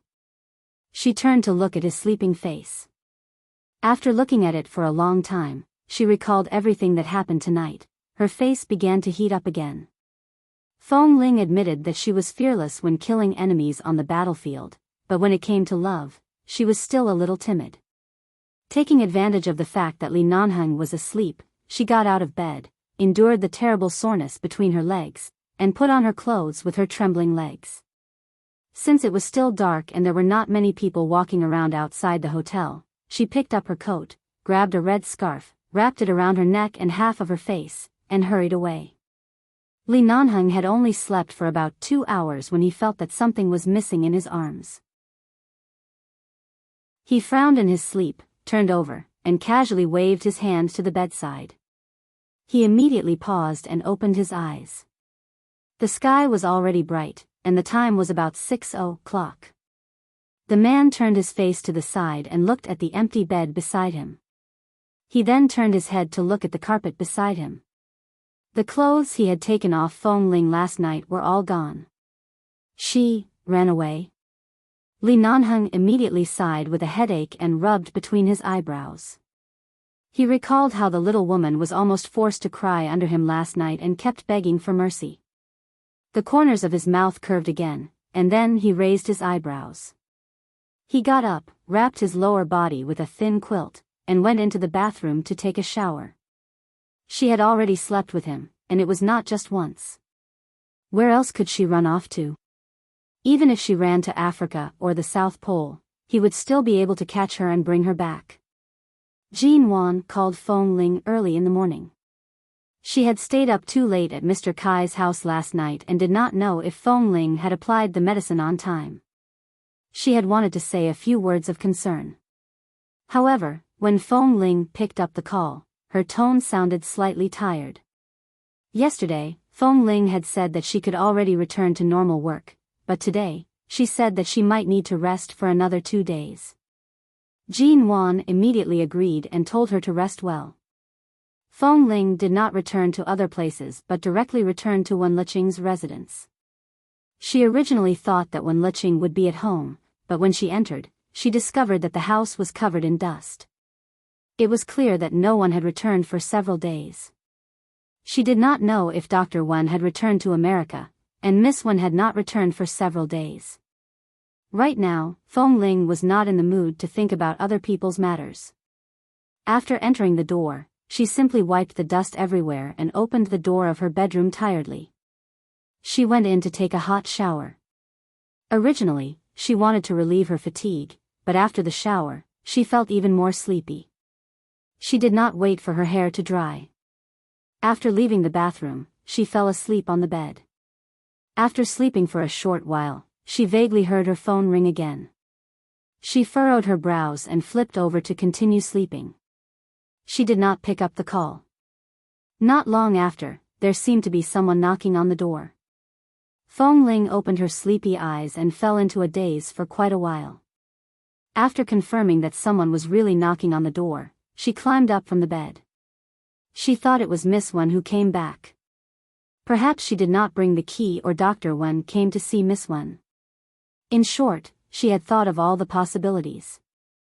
However, when she dragged her extremely sore legs to open the door, she saw the man who pressed her down on the bed and bullied her all night last night. As soon as she saw Li Nanheng standing outside the door, the alarm in Feng Ling's mind rang, and she instinctively wanted to close the door. However, the second before the door was closed, the man raised his hand to block the door. His handsome brows moved slightly, and he looked at her meaningfully through the gap of the door. His voice was low and seemed to contain a hint of a smile. "Why don't you recognize me after you put on your pants after sleeping with me?" Feng Ling, she abruptly let go of the door, and the man directly pushed the door open and entered. What did he mean by disregard me after putting on my pants? Feng Ling glared at him angrily, and because of the soreness between her legs, her eyes were full of displeasure. "What are you doing here? I didn't sleep well last night. Can't you let me find a quiet place to have a good sleep? Isn't it quiet enough to sleep next to me?" Didn't I also hug you to sleep peacefully later? The man said shamelessly as he walked in. Only then did she see that the man was carrying a bag in his hand, which seemed to contain the breakfast he bought from somewhere. She still remembered the shape of the breakfast box and the names of the small shops that sold breakfast downstairs. Even if you want to sleep, you have to eat first. You didn't eat much last night, and you've been tossing and turning all night. Eat before you sleep. The man placed the breakfast on the dining table for her. Chapter 1140. Feng Ling watched his back view and then glanced at the breakfast he had placed on the table. She paused for a moment before asking, "How did you know I didn't eat anything last night?" Li Nanheng did not answer. He took out the breakfast boxes from the bag and placed them on the table one by one. Of course he knew. Last night, Feng Ling did not know that he was present. However, he knew that ever since she entered Mr. Kai's home, she had been sitting with Jean Wan in the Orchid Hall. The food she ate was mostly fruits and snacks. She did not like to eat snacks and only ate a little. Even after returning home at night, she still had not eaten. She walked over and saw that the breakfast on the table was all of her usual favorites. The anger in her heart that had not dissipated after being bullied for an entire night instantly subsided. "What are you standing there for? Come and eat." Li Nanheng glanced at her. Feng Ling sat down by the table. As she picked up the cutlery to eat, she asked, "Did you specially come here to apologize?" Li Nanheng glanced at her and saw the obvious red marks on her neck from his excessive indulgence last night. He chuckled heavily. "I slept with my own wife. What do I have to apologize for? Also, I haven't settled the score with you. Back then at Rogers Pass, did I press you down on the bed when I was unconscious? You sure are tight-lipped. After so many years, you still haven't told me the truth." Feng Ling's hand paused. She abruptly raised her head to look at him and slammed the chopsticks down on the table. Seeing that she appeared to be in a bad mood, Li Nanheng's gaze paused on her. "Why are you angry from being bullied? First of all, back then at Rogers Pass, Fat Tai forced you to drink. You didn't remember it at all the next day. I admitted defeat and didn't want to tangle with you over that matter. Secondly, Li Nanheng, I'm not your wife. You keep calling me little wife. It reminds me of the news I saw in Los Angeles 3 years ago. You only said that it was a misunderstanding, but you didn't explain clearly to me what happened. After experiencing last night, I admit defeat, but you..." Before she could finish speaking, a freshly peeled boiled egg was suddenly stuffed into her mouth. Feng Ling, she took the egg out of her mouth and glared at him. "Li Nanheng, you won't let me speak." However, Li Nanheng smiled and went to peel another egg. As he peeled it, he said, "How is this admitting defeat? It's clear that you've become the master. Even when talking to your boss, you're starting to speak with resentment and anger." Feng Ling was silent for a moment. "Eat first. Once you're full, you'll have the strength to listen to me." Li Nanheng peeled the second egg and placed it in the bowl in front of her. Feng Ling glanced at him again. Seeing that he was going to continue peeling if she didn't eat, she lowered her head and took a bite of the egg. After breakfast, Feng Ling was about to get up when the man abruptly pulled a chair over from the other side of the table, threw it in front of her, and then sat down in front of her. The man was tall and had long legs. Just by sitting in front of her, a casual stretch of his long legs was enough to block her way and trap her between his long legs. "Repeat what you just said," the man said. Feng Ling looked at him for a while and said directly, "I didn't think too much about what happened on the snow mountain back then. It's fine if you don't remember, but it's fine now that you've discovered it. To me, it's not worth mentioning." Li Nanheng's expression turned stern when he heard her words. "You're saying that I slept with you back then, but you're so magnanimous that you don't even need to take responsibility? You weren't sober back then." Li Nanheng's gaze immediately turned cold. Clearly, he was dissatisfied. "I wasn't sober. So if the one who was injured and wasn't sober was someone else, if you couldn't push the other party away, you would also allow the other party to do that kind of thing to you. In fact, after the matter passed, you wouldn't even hold it in your heart, Feng Ling. Of course it was impossible. If it were anyone else, if they dared to touch her, she would make him bleed on the spot. Continue, the man said coldly. She should be the one who was angry, but seeing Li Nanheng's inexplicably angry expression, Feng Ling watched him for a while before saying, also, what's with your marriage announcement 3 years ago? No matter whether you're married or not, your wife can't be me. So now that you keep calling me little wife, don't you think you're slapping me in the face? I feel uncomfortable just hearing these 3 words. Can you not call me that in the future? At this moment, Li Nanheng sat in front of her and gave her a meaningful look. What else? What else? I think you seem to be very angry. You ran away before the sun rose. Did you run away just because of this? Isn't this enough? At least this is my bottom line. I just want to know the man who treated me like that last night, is he married or unmarried? The man suddenly chuckled, raised his hand, and pinched her face. Feng Ling was hurt and looked at him in confusion. Li Nanheng, what are you doing? I'm not quarreling with you. I'm trying to make it clear to you rationally. However, she had only spoken halfway when the man suddenly reached out and abruptly picked her up. At the same time, as if he felt that it was not enough, he lowered his head and kissed her hard on the lips. She had just eaten breakfast and hadn't rinsed her mouth. The taste of eggs and milk was still in her mouth, but he didn't seem to mind at all. He pressed down on her struggling hands and feet in his arms and kissed her hard for a long time. Then he carried her by the waist and turned to walk to the bedroom.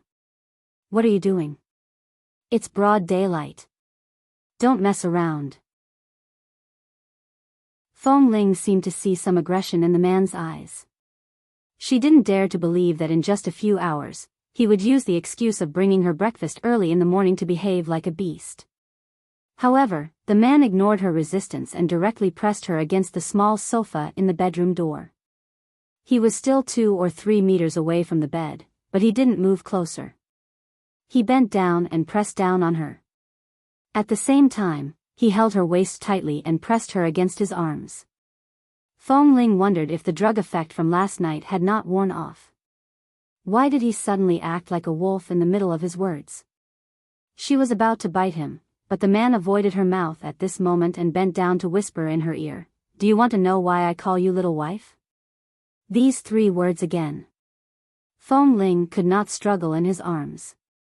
She raised her hand and hammered his shoulder hard. "Don't call me that, you. The man lowered his head and kissed her again. When he kissed her until her whole body was numb, he stroked her soft hair and said hoarsely, "You owe me 3 years of marriage. Do you think you can make up for it with just a few hours last night?" Chapter 1141.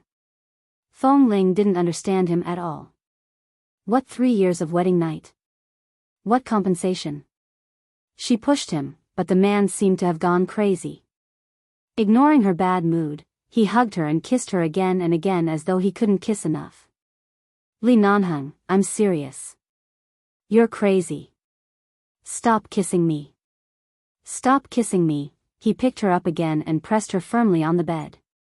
After kissing her for a long time, Feng Ling lost her temper and the displeasure in her eyes was gradually replaced by this entanglement. She pushed him with a smile. All right. Let's talk nicely. Don't kiss me. Li Nanheng, behave yourself.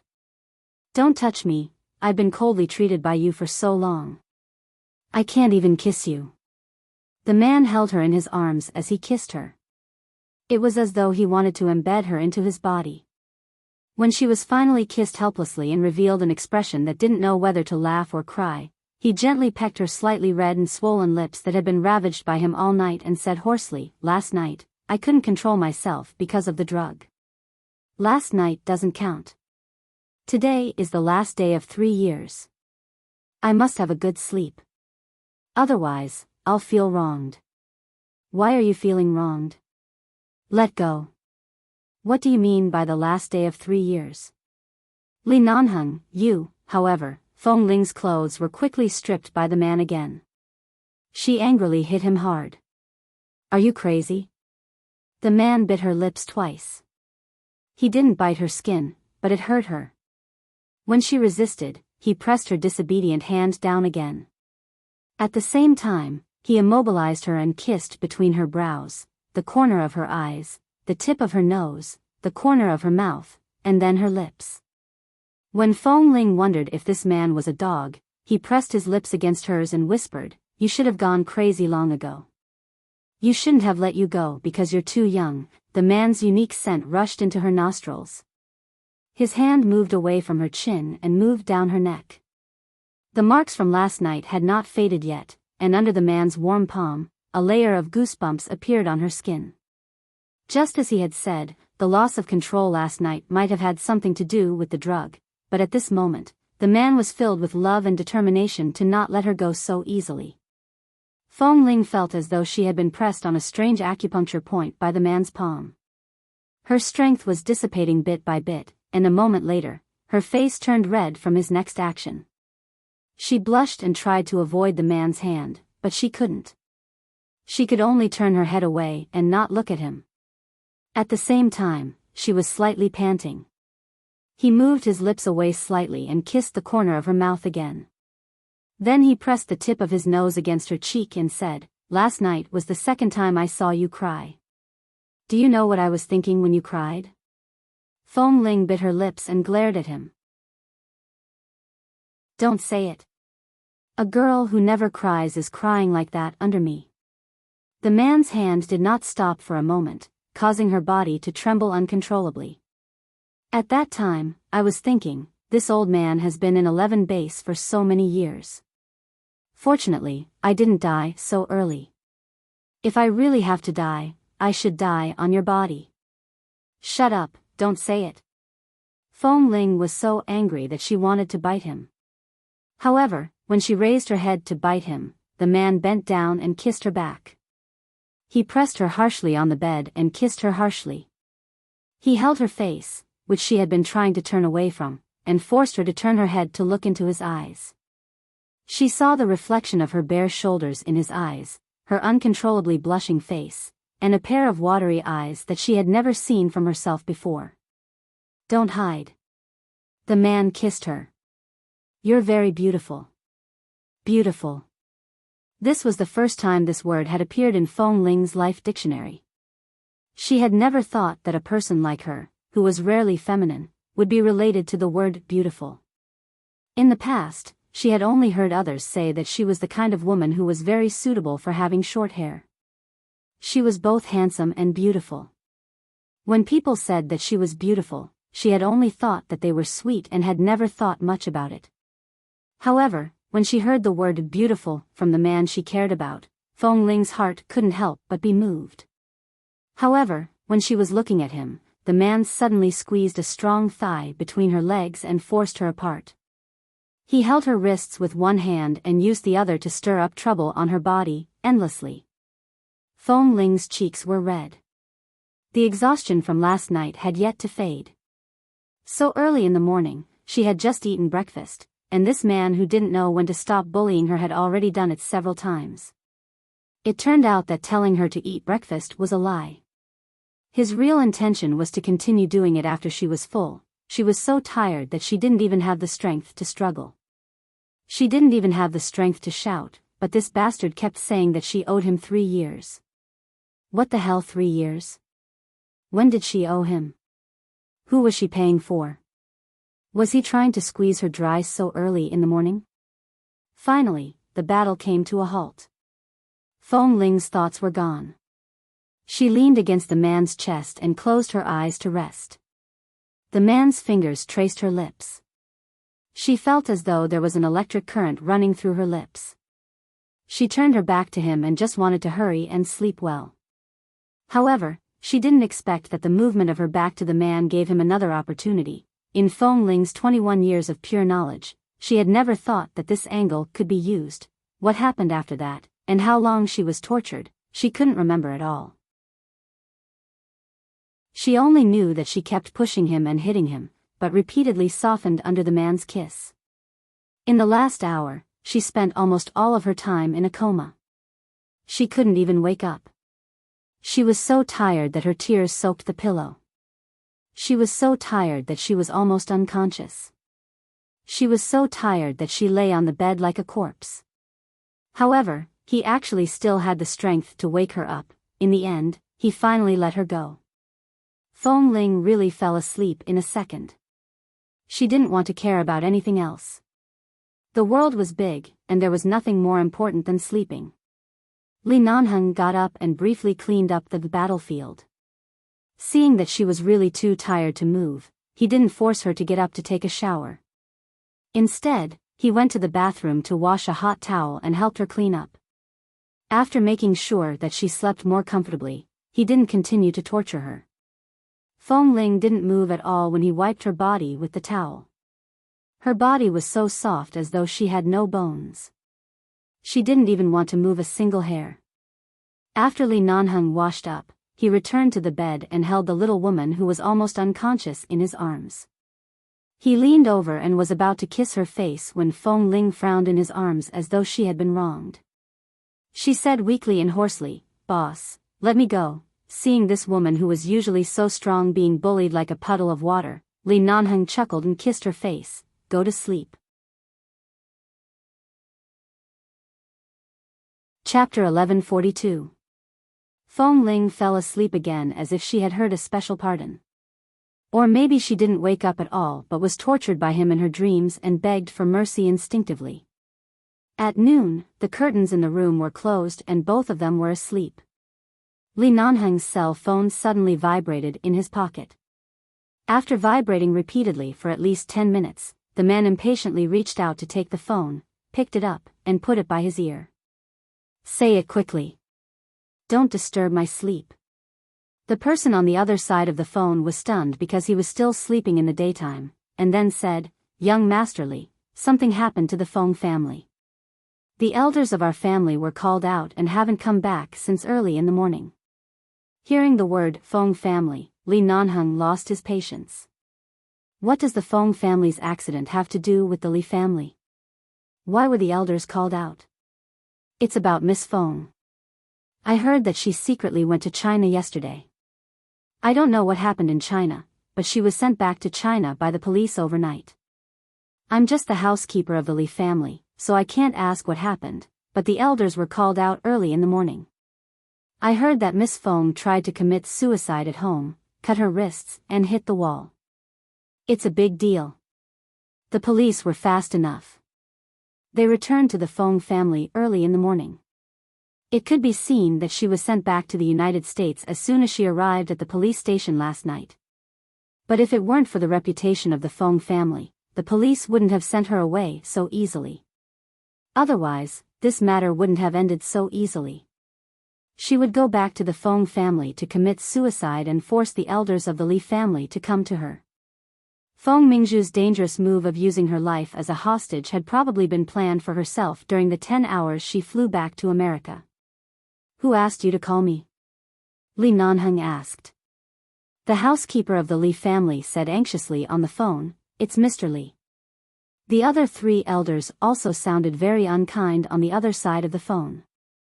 "I don't know what happened, but Miss Feng's suicide should have something to do with you. Otherwise, the elders wouldn't be so angry and ask me to call you and ask you to come back." Li Nanheng was silent for a moment. "I see." After that, he hung up the phone and threw it aside.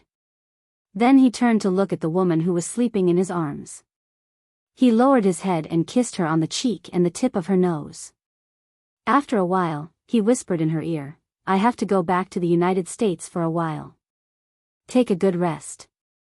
If you want to go back to Jindu Hotel to recuperate, you can go there directly. If you want to stay here to recuperate, I'll leave a few people here so that no one will disturb you. Don't wander around these days. I'll be back soon." In her drowsiness, Fong Ling heard it and reluctantly grunted in response. However, she still closed her eyes and continued to sleep. When the man lifted the blanket and got up, she turned over and continued to sleep as though the man was not as important as the bed. Li Nanheng turned back to look at this woman who was sleeping soundly and did not have any reluctance to leave. If it weren't for the fact that the old people were in the Feng family and he had to rush back to stabilize the situation, even if he was given another 2 hours, he would definitely wake her up and let her know who her man was. How dare she ignore him again and again?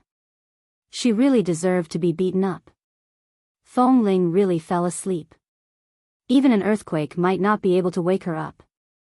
After another 2 hours, she woke up and turned over on the bed, only to feel that her entire body was extremely sore. While secretly cursing that bastard, she slowly moved her legs and felt that the swelling pain was much better than before. Then she turned to look at the empty other side of the bed. She remembered that he said that he had to rush back to the United States for an urgent matter. Based on Li Nanheng's usual style, if it wasn't really an urgent matter, he would definitely still be on her bed and would not leave even if the sky collapsed. Fortunately, he had left. Otherwise, when she woke up, she would definitely suffocate him with a pillow. Otherwise, he would wait for her to recover her strength and have a proper duel. In the few fights last night and this morning, because she was a woman, she was always at a disadvantage. She was bullied to the point that it was useless even if she cried. The more she cried, the more energetic he became. Using the word beast to describe him was not even 1/10 of his viciousness. In the past, when they were in 11 base for so long, other than kissing, hugging, or touching her uncontrollably, he at least had a sense of propriety. But today, this man was like a monster in the dragon prison tower who had finally been released from the seal. Feng Ling lay on the bed for a while. Although she was still very tired, she still couldn't sleep. She struggled to sit up, rubbed her sore waist, picked up her cell phone, and glanced at it. Only then did she see that Jean Wan had sent her a message half an hour ago, asking if she was at home now. She looked up and saw a message that the man had sent her at the airport an hour ago. She opened it and saw that it was a kiss emoji. Feng Ling, she didn't reply but threw the phone back on the bed with a look of disgust. She lifted the quilt, got out of bed, and walked to the living room to find water. The slightly cold water poured into her throat, and the man's words suddenly rang in her mind. Little wife. She owed him a wedding night for 3 years. The last day of 3 years. Her hand holding the quilt suddenly paused. The day before she was kicked out of the base was the day after the news of Li Nanheng and Miss Feng's marriage was spread. The day before 3 years ago, which was today.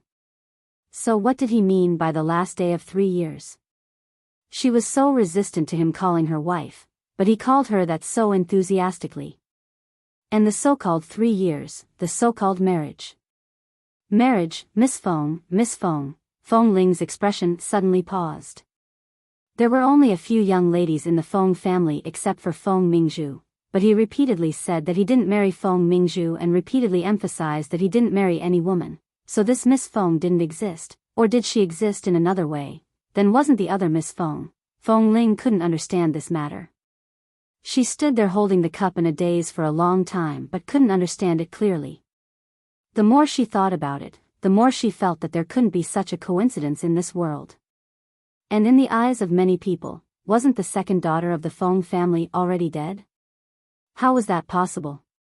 Just as Feng Ling was holding the cup in a daze, there was suddenly a knock on the door.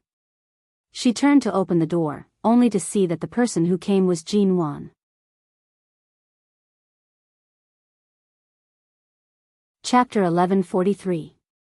After all, Jean Wan and Mr. Mo were so affectionate every day, so she could see some things at a glance. Seeing that she had been seen, Feng Ling didn't try to hide it, so she didn't hide it. I'm fine. Why are you here?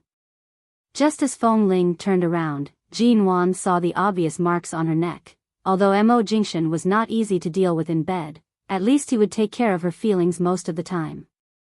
At least in Jean Wan's eyes, these marks only made her feel that Feng Ling had been raped by someone. Faced with Jean Wan's worried and distressed expression, Feng Ling's own mental state had not recovered. She thought that Li Nanheng might not have expected things to come to this point this morning. It was more or less because of her words that angered him. But now that Jean Wan was here, Fong Ling rationally thought of a more serious problem. She was now Mrs. Mo's bodyguard, and there were more serious jobs and responsibilities waiting for her. It was fine that she was on sick leave these days, but last night and today, she and Li Nanheng didn't seem to use any contraceptive measures. She could only ask Jean Wan for help. The Fong family, Los Angeles, United States. A tall black Hummer was parked outside the Fong family's mansion. The door of the Fong family, which was usually crowded, was closed at this time. Obviously, everyone was in the villa, and there was no one in the yard except for the servants who came out to open the door. Li Nanheng walked in expressionlessly, and the servant didn't dare to speak when she saw Mr. Li. When Li Nanheng walked in and opened the door, he heard the conversation between Grandfather Fong and Grandmother Fong. What should we do? The Li family and the Fong family have been friends for so many years. Why did such a thing happen to the children? Then the third son of the Li family said, "It's okay. Don't worry, Grandfather Fong and sister-in-law.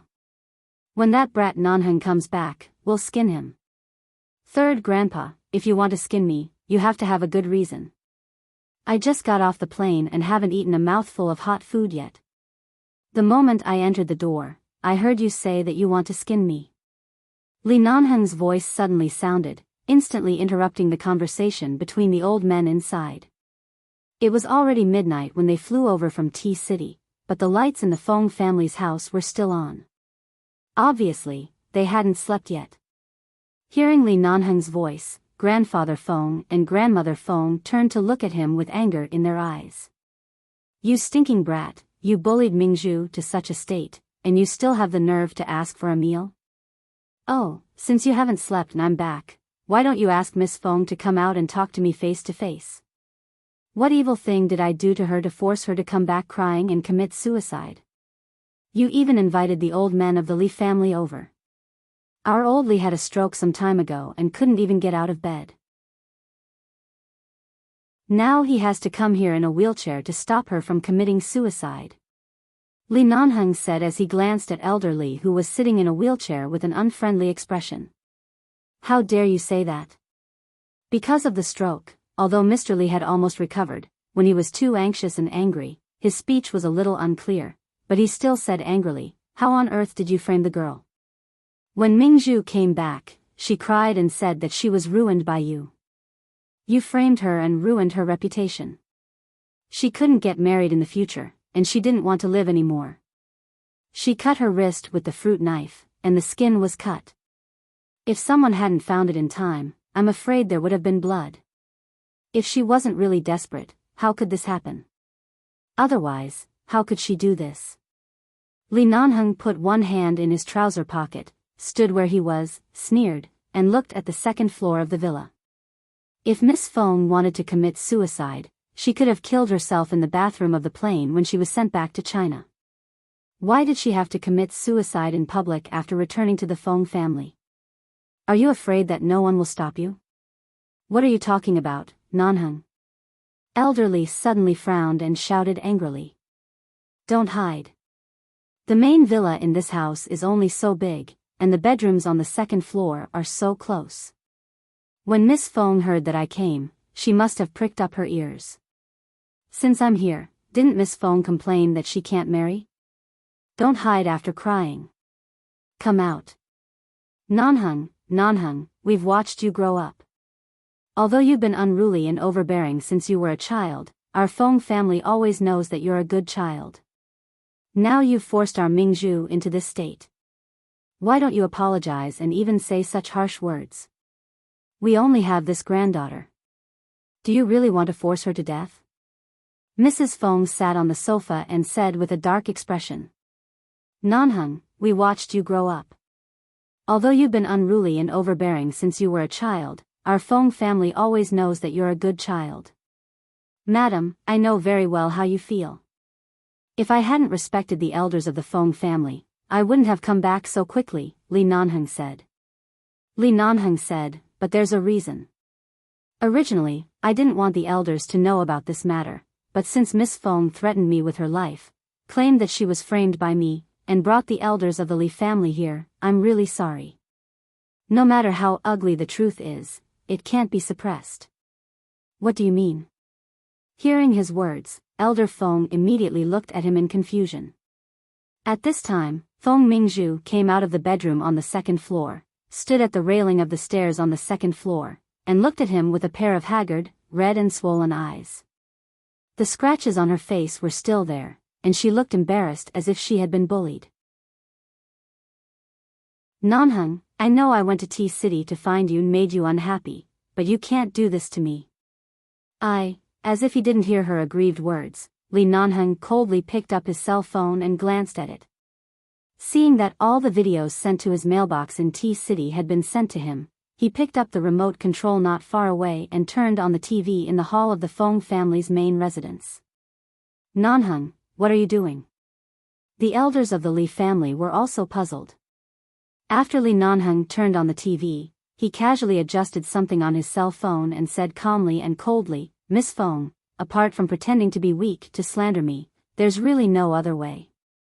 She cried and tried to commit suicide. What else can she do but use the evidence to speak? Hearing the evidence, he said, Feng Mingzhu was stunned. The other old people also turned to look at the TV screen in confusion. Chapter 1144. The woman in a gown in the corner, even though she was standing in a dim corner, could still be recognized as Feng Mingzhu from her figure and the bag in her hand. She said something to the waiter in the corner and then took out a bank card and placed it in the waiter's hand.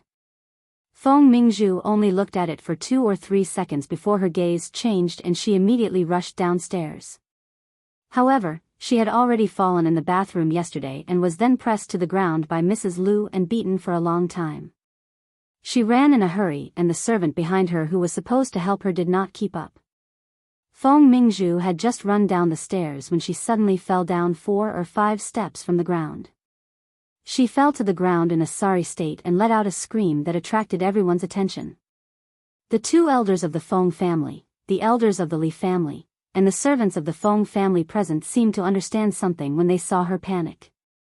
They all looked in her direction in silence. Feng Mingzhu didn't seem to see everyone's gaze.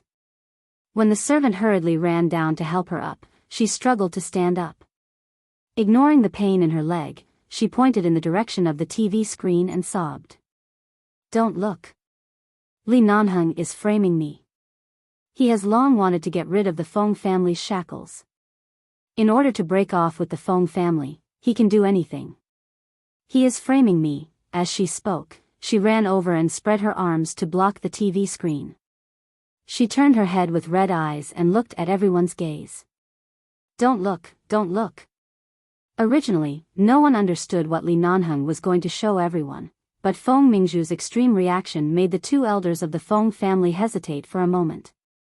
They looked at her expression thoughtfully and guessed that their child might really be lying.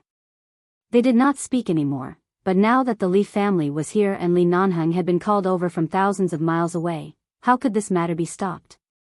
When the 2 elders of the Feng family frowned and looked at Feng Mingzhu in confusion, the elders of the Li family also saw something strange in her agitated expression and words. They immediately looked at Li Nanheng, who was standing coldly and quietly by the side, and then at the 2 elders of the Feng family sitting on the sofa. Since Nanheng said that there is a reason, now that we are all here, let's see what exactly is going on. Don't look, don't look. Nanheng is framing me. Feng Mingzhu looked at Captain Li helplessly with red eyes. Grandpa Li, believe me, you have to believe me. Sitting in the wheelchair, Grandfather Li glanced at her. After a few seconds of silence, he said, Miss Feng, you're too emotional. Sit aside and take a rest. Let's see how it goes. Grandpa Li. However, as soon as Old Master Li said this, everyone knew that it was impossible not to play the video on the screen. The helper also walked up and pulled Feng Mingzhu away. Miss, don't be too agitated. Feng Mingzhu was stunned. Let me go, don't look. Don't look. Feng Mingzhu was pulled to the side, and everyone's eyes turned to the TV screen again. After taking the card from Feng Mingzhu, the waiter nodded and turned to leave. Then the screen switched to another scene. All the scenes changed to the places where Feng Mingzhu appeared later. After coming out of the corner, Feng Mingzhu did not enter the banquet hall again but went straight to a special lounge above the banquet hall. In the surveillance camera above the corridor, she looked around before entering the room and then pushed the door open and entered the room. After that, the camera didn't change again but stayed in the corridor. During this period, the waiting time was accelerated, but the surveillance time displayed on the upper right corner could be seen. Less than half an hour later, the waiter appeared in the corridor with a bald man with a beer belly and directly helped the man into the room where Feng Mingzhu was. The room the camera was shooting was outside Feng Mingzhu's room. The waiter was obviously the one who had received money half an hour ago, the one who was bribed by Feng Mingzhu herself. Li Nanheng was not seen in the whole process, and this video was enough to let everyone know that no matter what happened, Feng Mingzhu was the one who made the decision and no one set her up. Feng Mingzhu also looked at the process on the screen and suddenly realized what she had experienced. She turned her red eyes to look at Li Nanheng, but the man didn't even look at her. Feng Mingzhu clenched her fists tightly and bit her lips. At this moment, she couldn't say a word. The fear and despair in her heart had already spread to the top of her head. "Miss." The servant, who was standing next to her, felt her body was cold and trembling. She called out to her worriedly and fearfully. The surveillance video on the TV screen was still playing. After the man was helped into the room and the waiter quietly left, the camera switched to the scene where the waiter handed over the bank card. The bank card on the screen was enlarged. Others might not recognize it, but the Feng family recognized it. The pink card indeed belonged to Feng Mingzhu. It was a small card that she usually used, but because the Feng family had a high status in Los Angeles, they also had a certain status in the bank, so the Feng family's bank card would have some special marks that they recognized. Then, the camera switched back to the door of Feng Mingzhu's room. Suddenly, the door was opened, and the scene of Feng Mingzhu hurriedly running out in a bath towel appeared in everyone's eyes. The two elders of the Feng family and the elders of the Li family frowned when they saw her bare shoulders. They were considering whether to continue watching, but at this moment, they saw Li Nanheng's figure finally appear in the camera, but he was just standing outside the corridor. This matter clearly had nothing to do with him from the beginning, but why did he appear outside later? This puzzled everyone, so they continued watching. The more exciting scene was what happened after Mrs. Liu rushed up. It was not until the bath towel on Feng Mingzhu's body was suddenly stripped off that the elders suddenly closed their eyes. At this moment, Grandfather Feng slapped the coffee table heavily. "Enough. Don't play any more." Hearing her grandfather's angry shout, Feng Mingzhu's almost frozen body stiffened as she watched the nightmarish surveillance video. She looked at Grandfather Feng weakly. Chapter 1145. I was wondering what had happened. Why would I suddenly be sent back to the United States overnight? And why did the police send me the documents of intentional assault? My family and I were all confused. In the end, Mingzhu, what else do you want to say now? Grandfather Feng was furious, but because this shameful matter was clearly seen by everyone in the Li family, even if he was angry, he could only barely maintain his rationality. He said angrily, "You said it was Nanheng who set me up. He was the one who forced me into a corner and ruined my reputation. You said that Nanheng set me up so that I can't get married in the future? Tell me, what's that in the surveillance video?"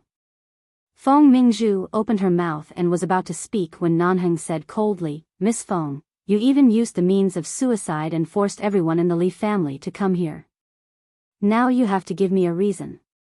Otherwise, do you think it's so easy to get rid of the old men of the Li family? I'm afraid it's easier to invite the devil and then to send the devil away." Feng Mingzhu's expression trembled. She turned to look at the elders and saw that they were all deep in thought. Obviously, they had already guessed some clues about this matter, but they couldn't make a complete conclusion, so they looked at her suspiciously. Mingzhu, things have already escalated to the point of suicide. What exactly is going on?" Now that Nan Heng is also here, this surveillance video, we've all seen it. Things have gotten so out of hand, there's really no way to let it go. At this time, fourth elderly looked at Feng Mingzhu. Why do I look at the content of this surveillance video? It seems that you bribed the waiter and asked him to do something for you. Did you take a fancy to that big-bellied bald man? I didn't. At the mention of CEO Lu, Feng Mingzhu was so disgusted that she had goosebumps all over her body. That's a misunderstanding. When she said the word misunderstanding, her voice became slightly weaker. She was about to explain, but when she noticed the cold and indifferent gaze that Nanheng sent her, she felt that all the blood in her body was chilled to the bones. She didn't even have a chance to lie or defend herself. This man really didn't intend to save her any face. Feng Mingzhu bit her lip and turned to look at Li Nanheng. Her eyes were red as she said, Nanheng, must you kill him like this? Li Nanheng didn't move his brows. He didn't look at her red eyes and just said indifferently, before Miss Feng committed suicide, I was still in China and didn't seem to have any intention of returning to the United States to pursue the matter. Who made things so public? Was it me? Feng Mingzhu, she seemed to have choked for a moment. She opened her mouth but couldn't say a word for a long time. He was the one who beat her at her own game and caused her to be in this state. She cried and threw a tantrum for a reason, but he was the cause of the whole thing. Even if she was unwilling, it seemed that she really couldn't refute him. But Li Nanheng had used this matter to force her to this step. She refused to believe that he hadn't predicted that things would escalate to this point. He clearly knew that she would be sent back to the Huaxia Empire. He clearly knew what would happen next. That was why he had even obtained the surveillance footage of Mr. Kai's home. He had never intended to give her any face. But that was right. He didn't seem to have any feelings for her. Finally understanding the cold-blooded and heartless nature of this man, Feng Mingzhu gripped her sleeves tightly. Her face, which was still red and swollen from the beating, was now completely pale. Mingzhu, what exactly is going on? Old Madame Feng sat on the sofa as though she couldn't take the blow. She looked at her and asked, did you really bribe that waiter? I. Feng Mingzhu choked. Grandma, since Miss Feng can't say anything else aside from wanting to commit suicide and crying that she couldn't get married, then I can only be rude to you too. As Li Nanheng spoke, he transferred a test report from his phone to the television screen. This is a drug that Miss Feng gave to that waiter last night. It can be mixed into alcohol. Everyone can see the contents of this drug. Everyone turned to the screen again. When they saw the words India exports aphrodisiac, aphrodisiac, aphrodisiac, aphrodisiac, and so on, they instantly frowned in disbelief. This is in Miss Feng's hands. Miss Feng, do you still need me to continue to explain the situation? Li Nanheng asked lightly. It sounded like a question, but the man's tone was clearly mocking. Feng Mingzhu suddenly turned to look at him. Yes. It was me who wanted to drug you. I wanted to have sex with you. So after realizing it, you treated me in this way? You clearly know that my heart has been with you for so many years, and I just like you. No matter what methods I use, I will be the one to suffer losses in this kind of thing. Yet, you beat me at my own game and made me lose face. What? She was using this to drug Li Nanheng? This realization shocked everyone. The elders of the Li family looked at each other without saying anything, but the two elders of the Feng family were so angry that their faces instantly turned green. Bastard! Grandfather Feng suddenly said angrily, Mingzhu, do you know what shame is? Nanheng is still your brother-in-law in name. How dare you? What the hell, brother-in-law? Do I have a sister? Feng Mingzhu was really provoked. She went home and made a scene, thinking that she could fight for something. Now that things had come to this point, she simply said, my sister is long dead. A 1-year-old baby, a cenotaph. You are really old and muddle-headed. Are you willing to let Li Nanheng marry her cenotaph? I don't have a sister. Brother-in-law? This so-called relationship is all empty in my eyes. I only know that I like him. I liked him many years ago, but in the end, he didn't care about my face and would rather marry a dead soul than look at me. He forced me to this point, and now the 3-year agreement is up. What kind of brother-in-law is he? Grandfather Feng was about to scold, but he was so angry that he couldn't speak. He coughed violently and raised his hand to point at her.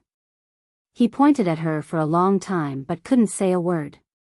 Feng Mingzhu said with red eyes, when the Li family said that they wanted to marry that cenotaph, you only wanted to maintain the relationship between the two families.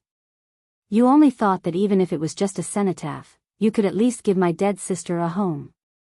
But did you think about me? I liked him so much. And you want me to call him brother-in-law? I can't do it.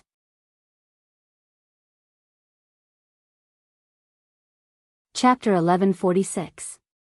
Even if you can do it, you can't do such a thing. You like Nanheng, but it doesn't mean that he has to accept you. Old Madame Feng stroked her husband's chest and turned back to reprimand him in a warm and angry voice. You've never had a good attitude toward your sister since you were young. Even when we burned some joss paper money for her on some festivals, you didn't like it and smashed things in the room in anger. We're used to this, but hearing these words, our hearts are really cold. Ha! Feng Mingzhu sneered. Do you really treat Nanheng as one of your own? Look at him. I just gave him a cup of medicine, and he used this method to ruin my reputation. Has he ever considered your feelings? Has he ever considered the face of the Feng family and the Li family? Miss Feng. Second elder Li frowned and said, the cause of this matter seems to be you. There's no need to push the responsibility to Nanheng. We all saw the whole process. Although Nanheng did not show any mercy, he seemed to be shameless first. Besides, everyone has a bottom line. Anyone would be angry about something like drugging someone. Nanheng is just giving them a taste of their own medicine. He's standing in a passive position. He only knows how to blame others for not showing mercy, but he didn't reflect on himself.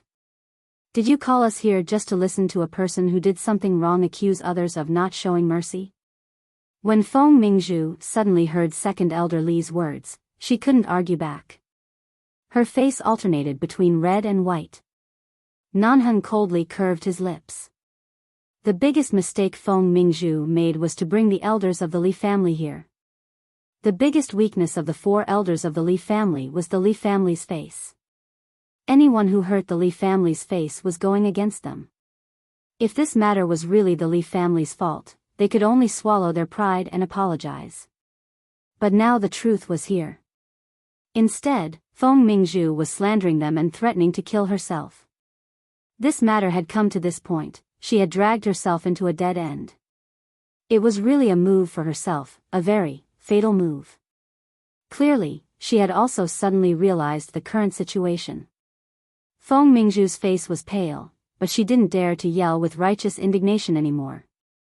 She only said aggrievedly, if that's the case, then Nanheng's meaning also represents the Li family's meaning?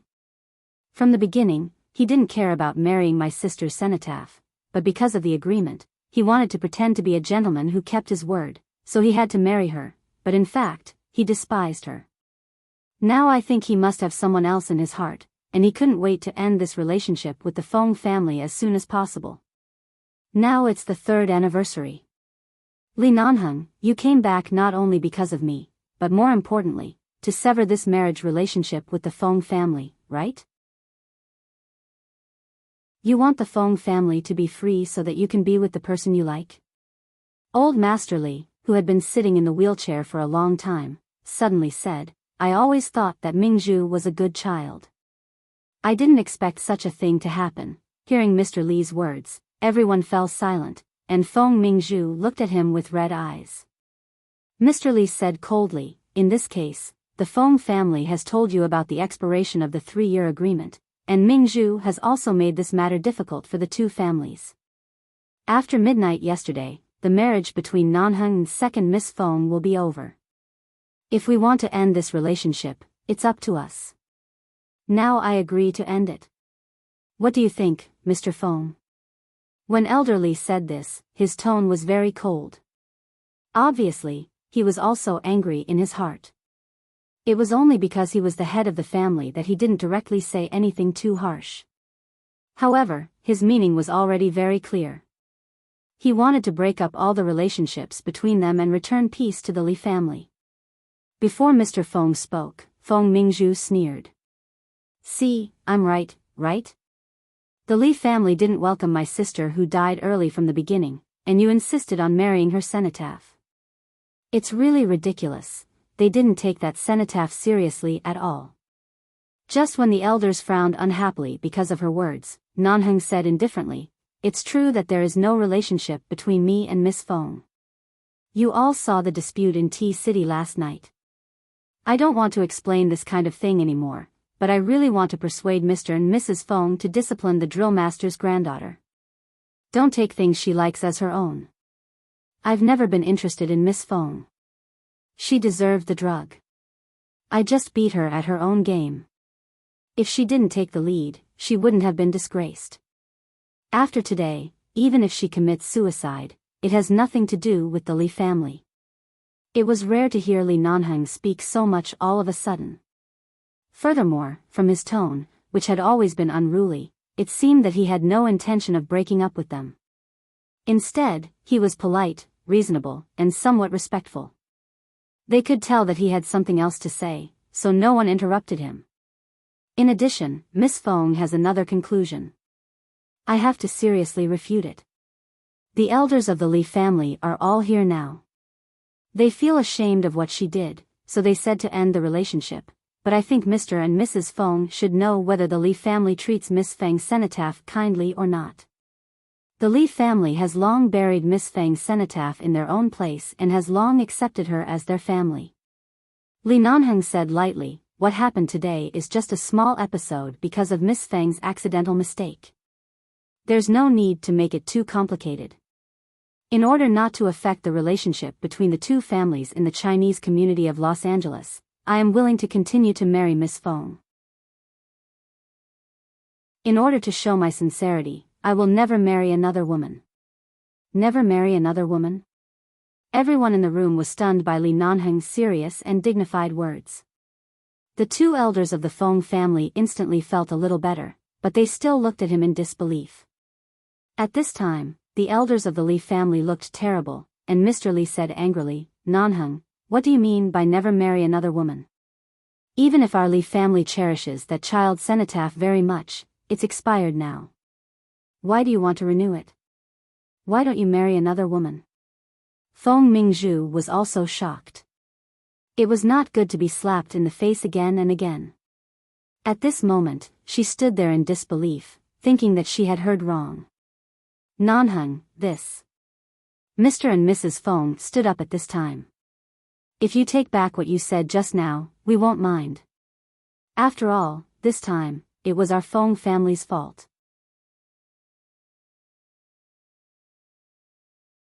Chapter 1147. People like Li Nanheng had always been arrogant and unruly. Even the four stubborn old men of the Li family couldn't deal with a junior like him, not to mention the Feng family who had never been too aggressive in handling matters. Although the family had a strong presence in Los Angeles, most of the elders and managers in the family were not particularly domineering. They were very reasonable. They knew that their granddaughter was in the wrong in this matter, so they did not intend to force her. However, they did not expect that Li Nanheng, who had never followed the rules, would be the first to stand up for the relationship between the two families and even make such a vow. The Li family only had this one grandson. Never marry another. The two elders of the Feng family turned to look at the elders of the Li family, only to see that they were so angry that they did not want to say a word, especially the eldest of the Li family, Li Nanheng's grandfather. He sat in a wheelchair and stared at Li Nanheng with an ugly expression. However, this was not the Li family's home, so he endured it and said, all right, today's matter is the fault of these young people who are not sensible and cause trouble. Mingzhu, let's leave it at that. After all, we did not hurt each other and did not make any big mistakes. These juniors don't need to keep their words. Let's go back first. You didn't make a big mistake. Feng Mingzhu took the opportunity to interrupt. I was sent back to the country by T-City's police on the charge of intentional assault and was surrounded by a crowd at Mr. Kai's house. My reputation has been ruined.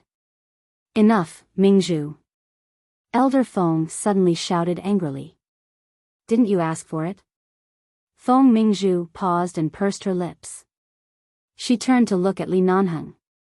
However, Li Nanheng acted as though he did not hear her nagging and continued the previous topic. He said calmly, I will keep my words. However, now that something like this has happened to the Feng family, it is indeed inappropriate for the Li family to stay here. It is better to discuss this matter behind closed doors.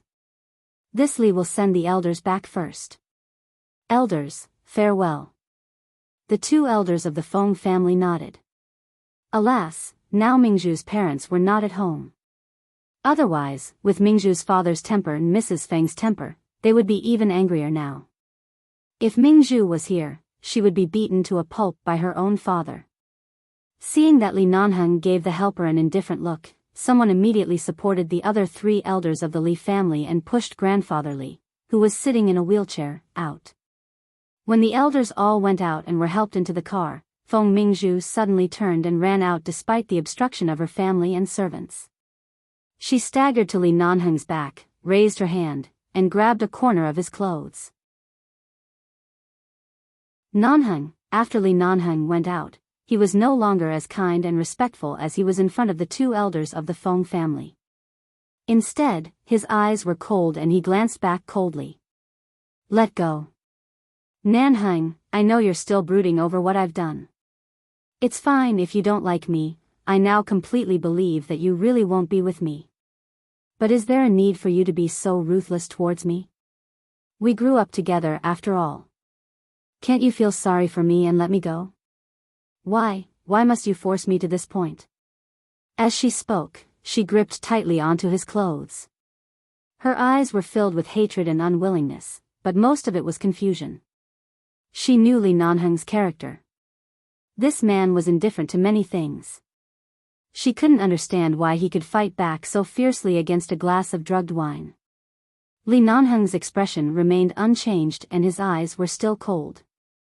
He reached back and mercilessly pulled the corner of his shirt out of her hand. At the same time, he said lightly, when Feng Ling was humiliated in public and driven out of the base, she was a lonely orphan without a family. Who felt sorry for her? As soon as he finished speaking, Feng Mingzhu's face instantly turned pale, and the man coldly glanced at her. Did you feel sorry for her for me? Feng Mingzhu, the man opened the door and got into the car. Without giving her a chance to speak, he started the engine and the tall black Hummer roared away. Feng Mingzhu turned to look at the car in disbelief. It was because of Feng Ling again. Since his feelings for Feng Ling were so deep, why didn't he just marry her? Why didn't he just marry her? Why did he say that he would never marry another woman in his life? Why didn't he just marry her? Why did he say that he would never marry another woman? Just as Feng Mingzhu was absent-minded because of some suspicious points, her footsteps were a little weak as she walked back to the villa. The moment she reached the villa, the door opened. She stepped in and was slapped heavily in the face. Feng Mingzhu's figure froze at the entrance of the Feng family.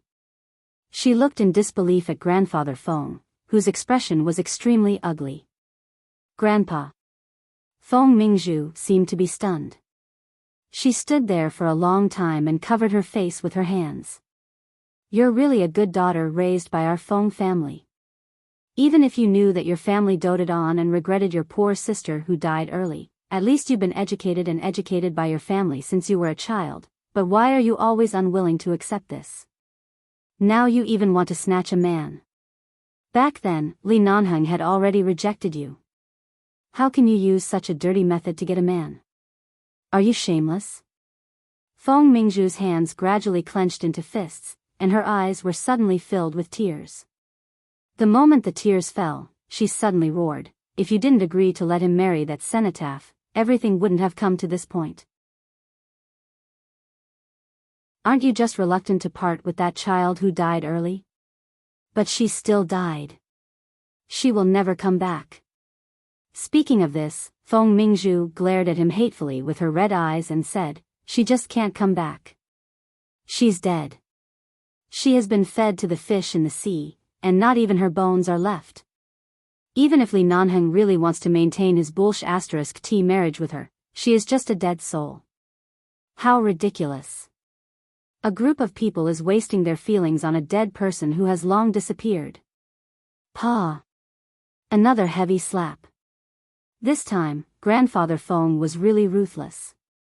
As he slapped her, he was so angry that he raised his hand to his chest and almost couldn't breathe. Feng Mingzhu's already scarred face was now covered with a clear finger mark, and the blood coming out of the corner of her mouth made her face even more frighteningly pale. 4M.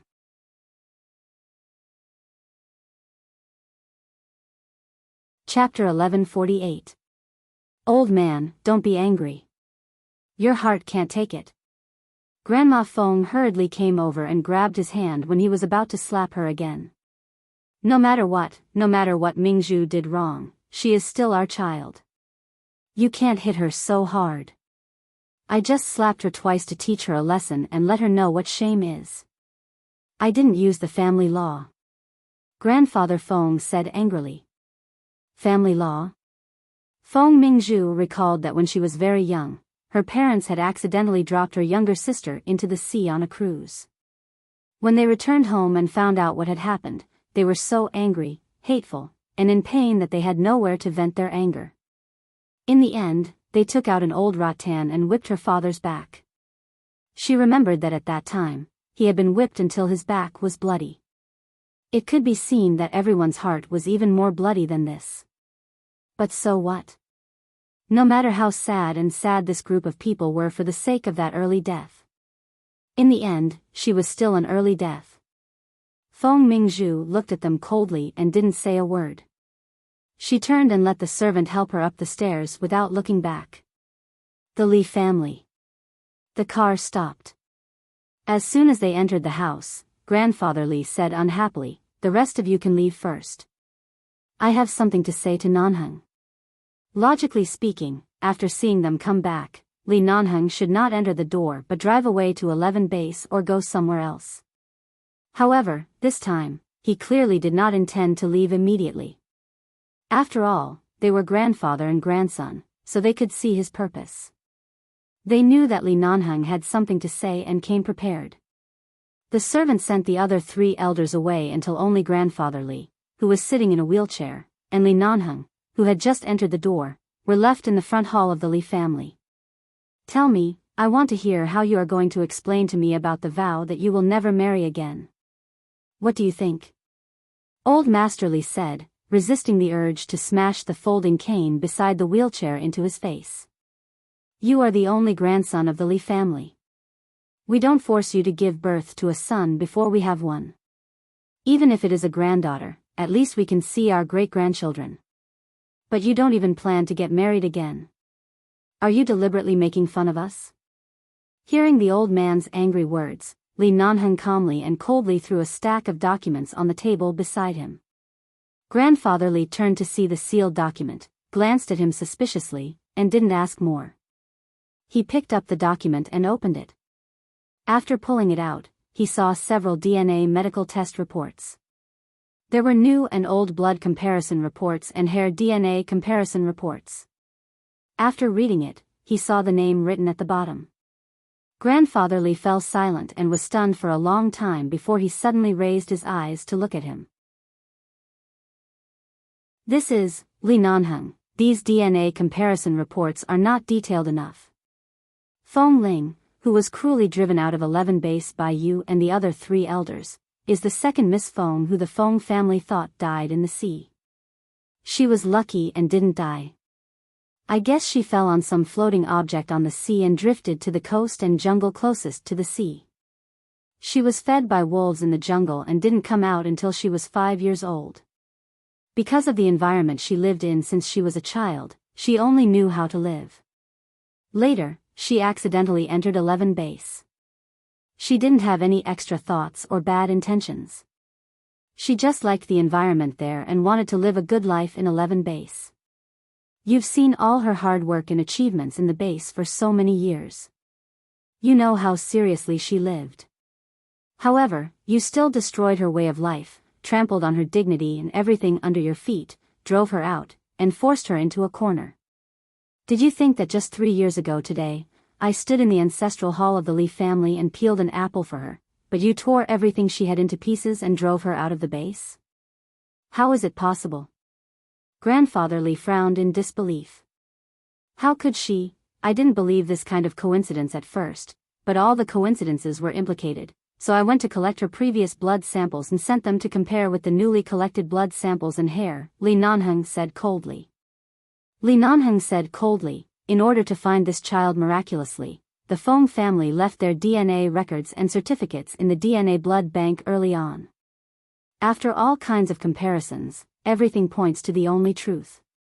Feng Ling is the second daughter of the Feng family, my wife, and your granddaughter-in-law. Grandfather Lee clenched the thin but heavy pieces of paper in his hand. He recalled the day 3 years ago when he had gone to 11 base to kick Feng Mingzhu out of anger because of her instigation and exaggerated description. But if that girl was the second daughter of the Feng family, then, Grandfather Lee suddenly asked coldly, you knew long ago that she was Feng Mingzhu's biological sister? I didn't know 3 years ago.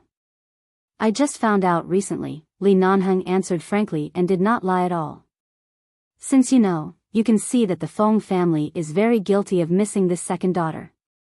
Why didn't you tell them, not even in front of the Feng family today?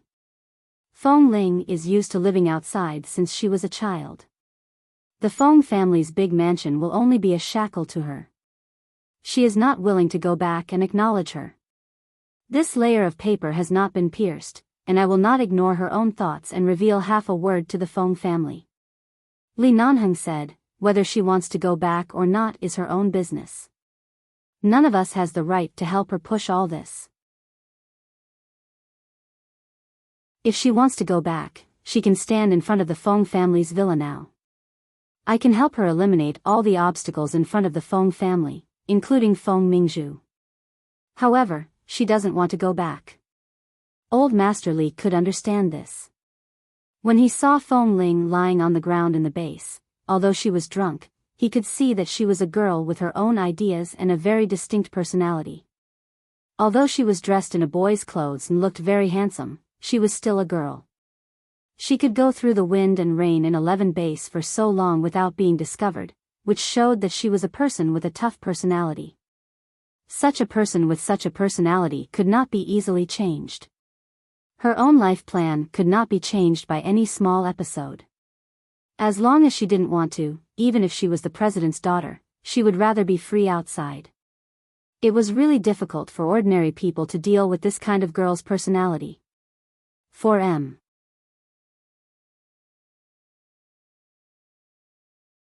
Chapter 1149. After all, the incident of driving Feng Ling out caused Li Nanheng to almost cut off contact with his family. If he hadn't been seriously ill this time, he would have been willing to come back. Otherwise, he would have lost this grandson. Grandfather Li thought for a moment and asked, so what's your plan now? I don't have any plan. I just want to make an agreement with you. Sure enough, he came prepared. What agreement? Tell me about it. Grandfather Li looked at him. Li Nanheng's tone was light but clear. From now on, the Li family is not allowed to interfere with the relationship between Feng Ling and me, including whether she will stay in 11 base or not. You and the other 3 can't continue to be in charge of the family at your age, and you don't trust my cousins, so you insist that I come back. If you want me to completely take over the Li Corporation, I can, but the only condition is my marriage with Feng Ling. Grandfather Li understood the meaning of his words and frowned unhappily. The Li Corporation is there. No matter how old you are still healthy and definitely have the ability to wait until I get married. If you want me to take over, wait until I officially marry Feng Ling. Grandfather Li instantly threw the stack of documents in his hand on the table. How dare you threaten me? Li Nanheng smiled, but the smile didn't reach his eyes. Compared to what you did to Feng Ling 3 years ago, I'm only threatening you with this matter now. No matter whether it is directly or indirectly, this matter is beneficial to you. Just by doing this, I have already left enough face and affection between us. You don't agree? Li Nanheng looked at the angry grandfather and asked with a smile, not surprised at all. Seeing his confident look, Grandfather Li was even more angry and his face became gloomy. You brat, you've laid out all kinds of conditions here. If Feng Ling is really that child of the Feng family, there's indeed no need for me to interfere. You've blocked all my words. Even if I don't agree, do you think I'll seek death like a girl? Grandfather Li said angrily. Who would have thought that after so many years of nurturing by these crafty old foxes, this kid would not do anything other than fooling around when he returned home. But when he really wanted to be serious with someone, no one would be able to pull him back. Thinking back to how Feng Ling had fallen into the sea back then, even old men like them felt sorry for her. In addition, he drove her out of the base 3 years ago, and compared with all the things now, he did feel a little guilty. That child didn't die after falling into the sea, nor did she starve to death in the jungle. As a girl, she pretended to be a man and risked her life in 11 base. I think she's very tough. Our Li family is tough, so I don't mind if she's tough. But in my opinion, it won't be so easy for you to marry this girl.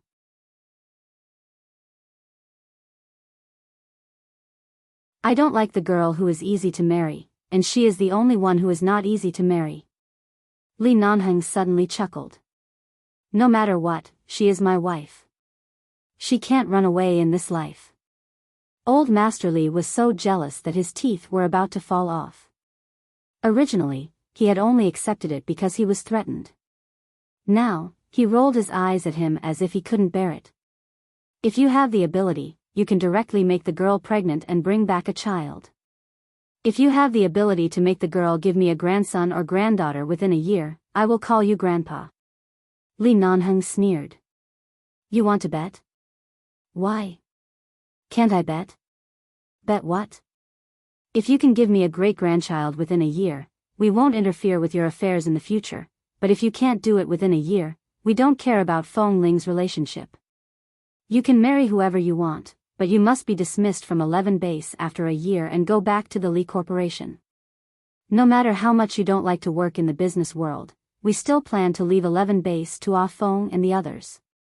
Stay away from those bullets in the future. Grandfather Li was trying to goad him into action.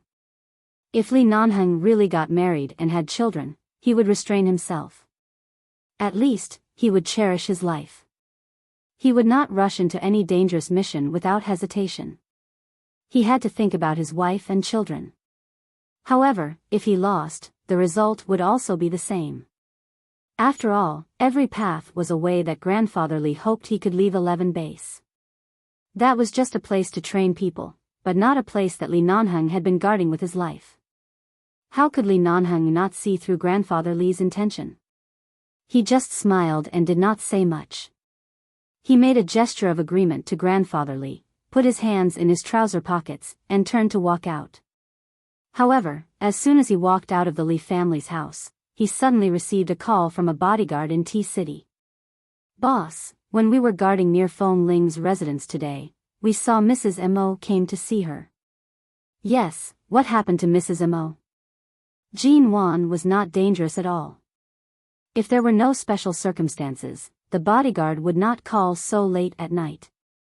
We saw Mrs. Mo go upstairs for a while and go downstairs soon after, and it seemed that she was in a hurry. After coming out, she went to a nearby pharmacy, bought some things, and quickly went back. The bodyguard paused and then said, later, our people went to the pharmacy and asked, only to know that Mrs. Mo went to buy a box of emergency contraceptive pills. Li Nanheng was about to open the car door, but when he heard the words contraceptive pills, he suddenly stopped. His eyes narrowed. Jean Wan and Mo Jingshan were very attached to each other. They were legally married, and it was normal for them to have a child. It was impossible for them to have contraceptive pills. She went to see Feng Ling, ran out to buy it, and then went back. It went without saying who this medicine was for. Feeling that the pressure on the other side of the phone was a little cold, the bodyguard said cautiously, "We have been calling you, boss, but you were on the plane and couldn't get through after flying for more than 10 hours. It had been so long." The implication was that Fong Ling had had that medicine for more than 10 hours, and it was very likely that she had taken it. At the thought that the first thing Fong Ling did after he left was to take contraceptive pills, Li Nanheng's face darkened. When he left, although she was not fully awake, he had told her that there was an emergency, so he had to fly back to America. He did not leave her there alone after sleeping. When she woke up, did she think that he ran away after sleeping, so she angrily asked Jean Wan to help her buy that kind of medicine? Contraceptive pills? Damn, if she dared to take that kind of medicine because of this inexplicable misunderstanding, he would fly over and kill her and Jean Wan who helped her buy the medicine.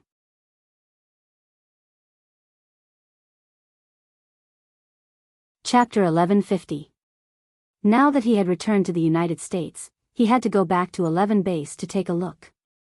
Even though Li Nanheng couldn't wait to fly back to T-City, it was already late at night, and the only direct flight from Los Angeles to T-City was at dawn, which was the earliest. If he used the base's helicopter because of this private matter, Fong Ling would probably take the contraceptive pill in front of him in anger even if she didn't really take the contraceptive pill. Li Nanheng took a look at the time. At this time, Fong Ling should have gone to bed. She didn't sleep much last night and in the morning. No matter how strong she was, it was impossible for her to stay up at this time. He endured it, threw the phone into his pocket, and went back to 11 Base.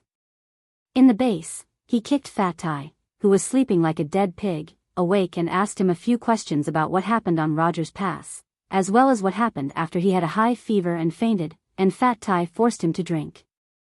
Although Fat Tai didn't have a deep impression of that incident, seeing Boss Li's furious expression, he hurriedly tried to sort out his memories and answered every question Boss asked him. When Boss asked about Fong Ling's situation in the days after that day, Fat Tai just said that he really couldn't remember clearly, but it seemed that Fong Ling often lay down to sleep in those days. He rarely saw her lying down for so long, but she did seem to be in poor condition in those days. Li Nanheng didn't know he was not sober at that time and lost his mind. Besides, he had a high fever and drank a bottle of wine. She was young, and it was her first time, so it would be strange if she was in good condition. When he thought about how he couldn't recall that incident, and then thought about all the delays and hesitations he'd had in the past 3 years, he couldn't wait to ruthlessly punch himself in the head, so he directly punched Fat Tai in the head first. "Ah, boss, what are you doing? Go away." Li Nanheng looked at Fatty's sleepy expression. Fat Tai was still yawning even after being punched, so he couldn't be bothered to say more. "Oh, then I'll go back to sleep, boss." Fat Tai didn't understand why Boss suddenly punched him. It was a little painful, but fortunately, it was not particularly painful, so he scratched his head and went back. Li Nanheng was about to go to the base hall. Suddenly, a hasty alarm sounded in the base. Li Nanheng, who had just picked up a cigarette and was about to put it in his mouth, paused, and turned to look at the alarm in the base hall. He dropped the cigarette and walked over quickly. There were several types of alarms in 11 Base. The one that sounded just now was a special alarm. It was one of the alarms that would never sound unless something major happened. The red light on the top of the base hall also indicated the degree of emergency. Many members of the base were awakened by the alarm and hurriedly got out of bed to get ready. After getting dressed, they hurriedly went out and asked, "What happened? This kind of alarm hasn't sounded for at least a few years. Did terrorists attack our base?" A group of people asked until someone went to the base hall and returned. They finally got the answer. Something happened in Cambodia. A group of local Cambodian drug dealers led by Akib and Dolly captured the important members of 11 Base and their wives and children. They threatened the innocent women and children, contacted the leaders of 11 Base, and set up a heavy ambush in Cambodia. They wanted them to take Mr. NTRO, the think tank behind 11 Base, Mo Jingshan, as an exchange. If Mo Jingshan didn't show up in 3 days, they would throw those innocent women and children into the minefield and blow them to pieces. The Mo family had been in business for generations, and their family was also involved in politics. The Mo family's elder remembered that his ancestors had suffered greatly when they fought with the underworld. He had also learned from Mo Jingshan that he was involved in the underground arms trade and had forced him to swear that he would never be involved in the underworld or stain his hands with blood. Indeed, Mo Jingshan did not need to be stained with blood. He already had a pair of hands that could turn the clouds and rain with a flip of the hand. To avoid suspicion, Ntro was the alias Mo Jingshan used when he was in the underground arms trade. Those people in the underworld knew his real name but were used to calling him Mr. Ntro.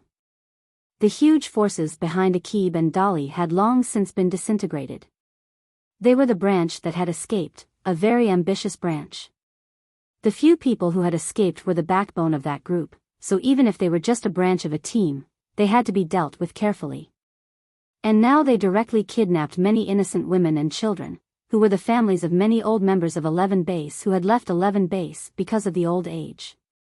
This matter attracted the absolute attention of 11 Base, and Li Nanheng couldn't go to T-City now because of this matter. He had to go to Cambodia immediately. The news that something happened in Cambodia was directly passed to Fong Ling's ears the next day. Because the people Li Nanheng left with her were all from 11 Base, they would soon know what had happened. And because they knew Fong Ling's existence and status in 11 Base, they didn't hide anything from her. At this time, if Li Nanheng abandoned the things in the base and flew back to T-City immediately, Fong Ling would really be angry. What she was most concerned about now was Jin Wan. Mr. Mo seemed to have left early this morning. He probably wouldn't tell Jin Wan the reason. She didn't know how the situation in Cambodia would develop, but she had been in contact with people like Akib and Dali. They were very sinister and cunning, and more of them were vicious. Those people spoke the Khmer language of Cambodia every day, but every word and sentence was more poisonous than a poisonous snake, which made people shudder. Now she had to calm Jin Wan down first. Before she knew the situation, she couldn't let Jin Wan notice any clues. Before Mr. Mo left, he did send a message to her, asking her to stay with Jin Wan. Fong Ling rushed back to T University to accompany Jin Wan and stayed close to her. However, the news was still known by Jin Wan 3 days later. Moreover, when Jin Wan learned the news, a worse news had just been confirmed by all of them. Mr. Mo was missing. This was bad news for Jin Wan, but she was just puzzled at that time. She didn't even know the relationship between Mo Jingshan and 11 Base, or the relationship between him and those underground arms deals, let alone why he disappeared when he went to Cambodia to handle some affairs. She finally calmed Jin Wan down, or rather, because Jin Wan was strong enough, she calmed herself down and accompanied Jin Wan back to High City.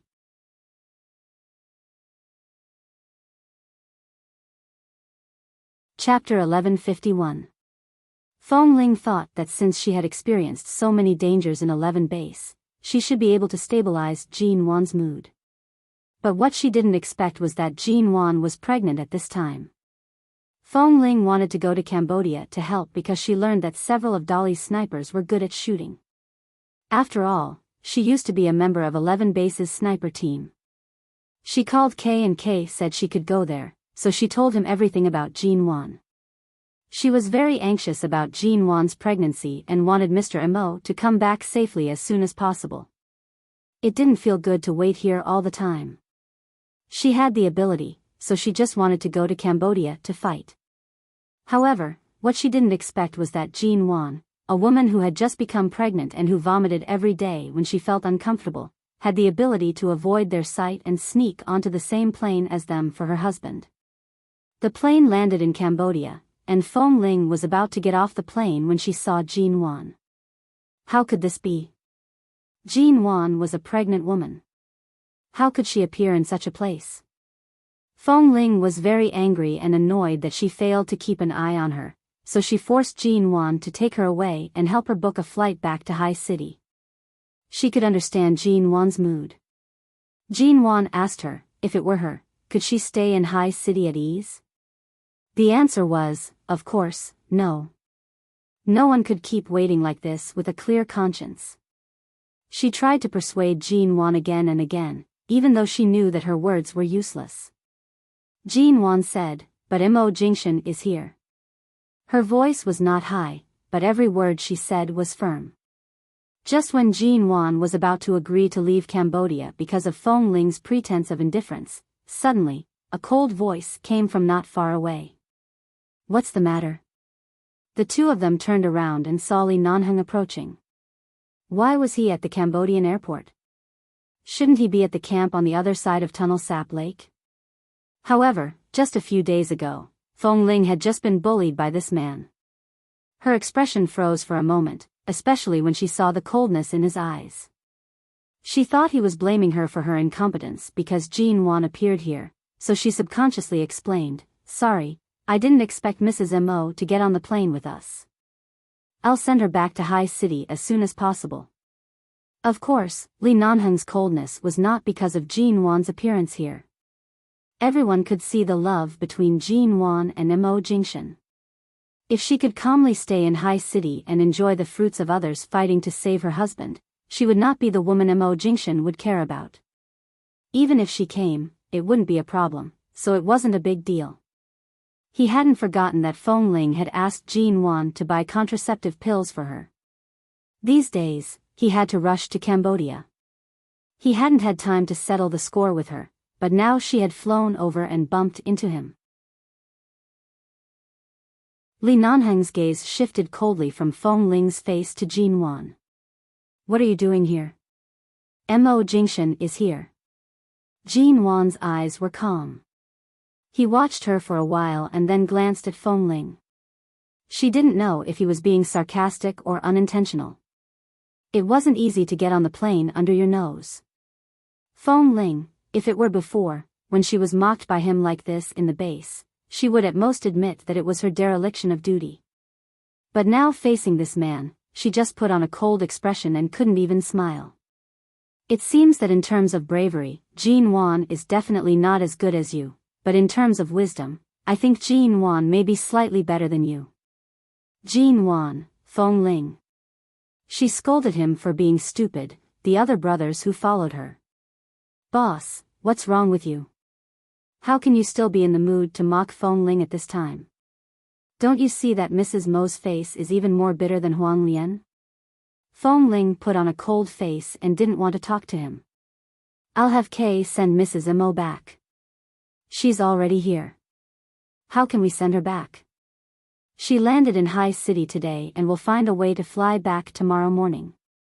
At that time, I'm afraid Mo Jingshan will not be the only one missing," Li Nanheng said coldly. Li Nanheng said coldly, "She is trying to avoid our sight and stay in Cambodia, or standing in front of us safely. Which one is more worrisome?" Fong Ling frowned.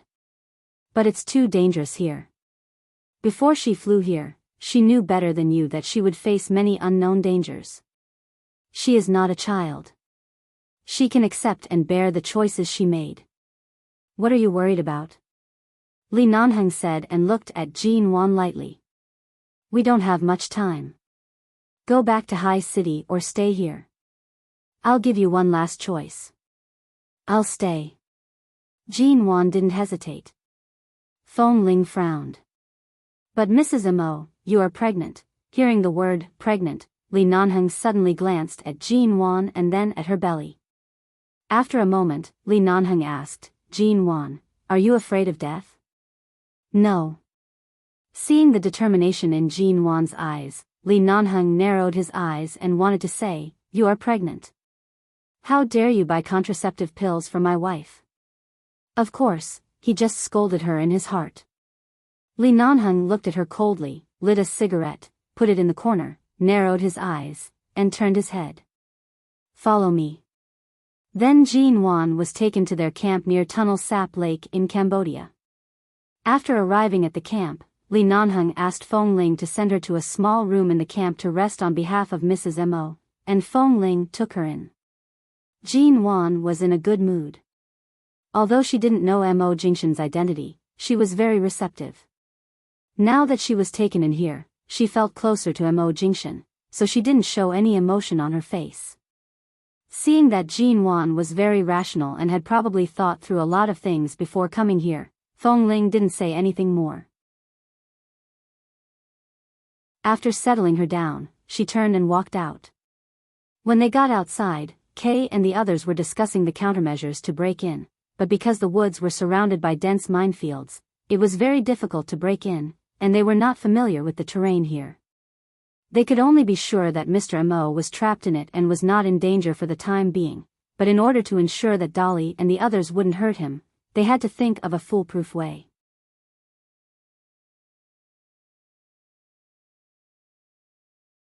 Chapter 1152.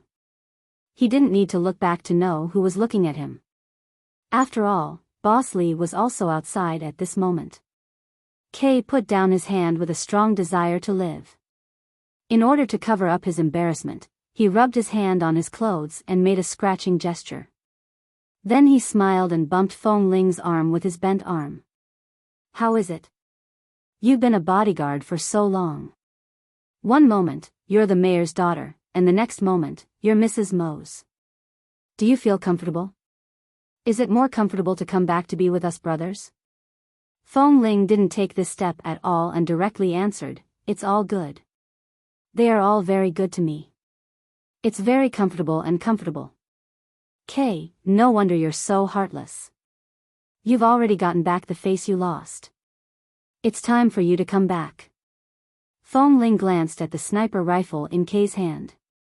"In fact, I'm also a very troublesome existence for 11 base. After all, the rules and regulations can't be disrupted because of me. Even if the higher-ups give me a suitable identity, I'm not qualified to be a drill master. I don't want to make the brothers in the other teams secretly unhappy because of my special identity, which will only make the brothers in the base unable to work together. But I will also remember the kindness of the base. If you need me, I will not hesitate to come back. Just like now, as long as you give me a gun, I can risk my life for 11 base at any time." Kay tooted. "Humph, who wants you to risk your life? We just miss you. How good the days were when the 5 of us were together. Don't you miss us?" "I miss you, but life always goes on. People can't always look back and think about the past. As long as we are still alive, we can see each other whenever we want. We don't have to maintain the relationship of standing in a row every day to train in the base. After going out for a few years, you've become much more eloquent. In the past, you didn't even bother to explain anything to us, but now you even know how to say such polite words." Kay snorted. Feng Ling chuckled. "It's not polite words. I mean it. We can see each other whenever we want."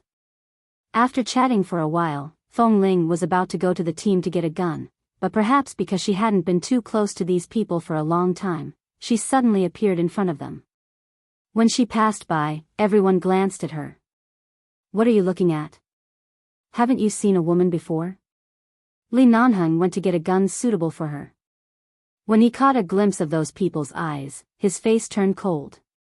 "Everyone, I've never seen such a feminine Feng Ling." In fact, Feng Ling's change was not particularly big, but perhaps because she had been outside for a long time and hadn't deliberately disguised as a man for 3 years, the feeling she gave people was very natural. When she was natural, it could be seen that she only had short hair, but she was really a woman from head to toe. In particular, Feng Ling habitually wore a scarf around her neck to cover up the traces that hadn't disappeared in the past 3 or 4 days. Although Cambodia was a very troublesome place and everyone was wearing short-sleeved shirts, she did not take off her scarf. The rare red color on her body made her particularly attractive to men. Li Nanheng frowned coldly and glanced at Feng Ling indifferently. "Why are you standing there? Did I ask you to come here to be admired? Feng Ling, did this man eat a bomb?" However, Li Nanheng glanced at the scarf around her neck and seemed to guess what she was covering. Although he was still unhappy because of the contraceptive pills, when he thought of the traces he left on her body, he felt a little better, but he just threw the gun into his hand and turned away with a dark face. At night. In the camp, several groups of people were responsible for patrolling at different times to ensure the safety and vigilance around the camp. Fong Ling had just finished patrolling with Kay and the others outside, and it was already past 10:00 in the evening when the next group of people came. Cambodia was indeed very hot. She felt uncomfortable wearing the scarf, but she didn't take it off. The others asked her why she kept wearing it, and she casually explained that she accidentally hurt her neck a few days ago. Her cervical vertebra was injured, so she couldn't be exposed to the wind, so she wore it. But when she returned to the small room in the camp, she finally took off the scarf after entering the door and closing the door. It was so hot that she was sweating all over. She quickly scrubbed and felt refreshed and comfortable before picking up a new black short-sleeved t-shirt that Kay had given her. This small room was divided into small rooms, very simple and crude, and there was no mirror. She picked up her cell phone and looked at her neck, only to see that the traces near her collarbone were still there, and there was also a little trace on the front of her neck. Normally, it had been 3 days, and all the traces should have disappeared, but Li Nanheng, that beast, probably wanted to eat her. The traces left on her body had only faded a little, but when she looked carefully, she could still see that they were all kiss marks. But it was not appropriate to keep wearing the scarf like this. Today, because she had just flown from High City, she didn't have time to change her clothes. She had been so stuffy all day, so she definitely wouldn't wear it tomorrow. She might have to find a way to get some plasters or bandages from others to cover her wounds. She hurriedly tidied up her clothes because she felt that these clothes were sweaty, so she took them out to wash. When she was washing clothes, Tam happened to come out to wash his pants. When he saw Fong Ling, he said, "I saw that the cell phone you used in the afternoon is the same model as mine. The charger I brought seems to be broken. Did you bring your cell phone charger? Lend it to me." "Yes, I'll get it for you later." Fong Ling wrung the clothes dry, hung them on the drying pole outside, and walked quickly inside, ready to help Tam get the charger. However, when she walked to the door of the small room where she lived temporarily, she suddenly saw the opposite door open. She didn't know who lived opposite, so she pushed the door open and turned to enter her room. But when she was about to close the door, she suddenly felt a force coming from the door to stop her from closing it. She turned her eyes, only to see Li Nanheng's face colliding into her sight. The man's eyes were very unkind, as if he wanted to settle accounts with her. He pushed the door open and walked in. The moment Fong Ling saw the man's cold gaze and the way he suddenly barged in, the scene of her being pressed on the bed by him a few days ago was still vivid in her mind. Fong Ling subconsciously took a step back, but the room was too small. After taking a step, she was already at the bedside. Her legs were blocked by the bed and she asked, "What are you doing?"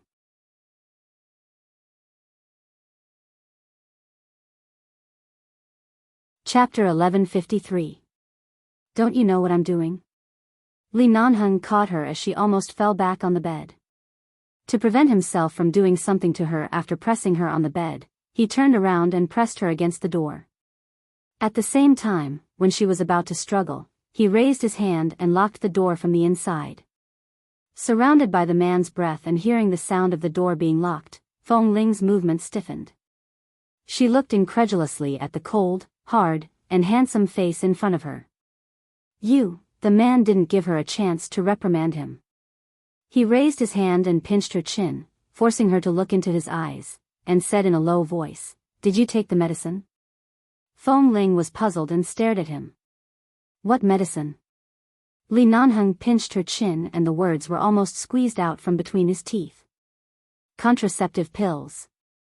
Fong Ling, how did he know that she bought that kind of thing?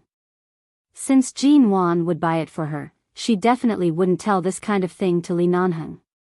And at that time, Jean Wan clearly thought that she was raped by Li Nanheng and was very dissatisfied with what he did, so she definitely wouldn't tell him. Then how did he know? Fong Ling stared at him blankly for a few seconds before her eyes flickered and she responded, "N." Then she lowered her head and was about to slip out of the confinement circle between his body and the door. However, when the man heard her "N," he seemed to be instantly angered. He pinched her chin, and his grip was much stronger than before. At the same time, his eyes were bursting with anger. Why did you take the medicine? Even if you're really pregnant, I didn't King say that I won't take responsibility. You're not a child. You're of marriageable age. Are you afraid of pregnancy? Feng Ling, speak. Do you want me to be so irritable every time I talk to you? Tell me, why did you take the medicine? Li Nanheng was so angry that he wanted to break her chin. It was not because of the bet between him and grandfather Li about whether he could have a great-grandchild within a year, but because he loved her, he would do it. If she was really pregnant, he would do it. He had never felt that there would be anyone else between him and Feng Ling. Everything could be done naturally because of their relationship. In the future, if she really needed him to take contraceptive measures, he could be careful and avoid it, but if she was really pregnant, he would do it. There was no need to take any medicine at all. That kind of medicine was very harmful to women. How could she take the medicine so easily after he turned to fly back to the United States?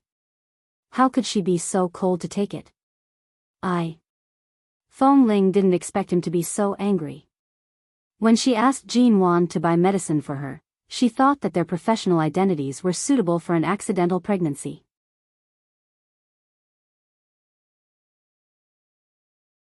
Besides, she had known Miss Wen for a long time and often heard Miss Wen's doctor friends talk about the experiences of girls who got pregnant accidentally, so she thought it was not the right time. Besides, she wasn't ready, so she asked Jean Wan to buy medicine for her. Jean Wan nodded. But she didn't expect that a contraceptive pill would make him so angry. Did he mean that he wanted to have a child with her? Feng Ling didn't think about it at all. She just looked at the anger in the man's eyes and found that she was speechless.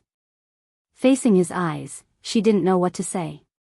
She was silent for a moment before looking into his eyes and saying, I didn't think that much. She wanted to explain, but when the words came to her mouth, she didn't know how to say it.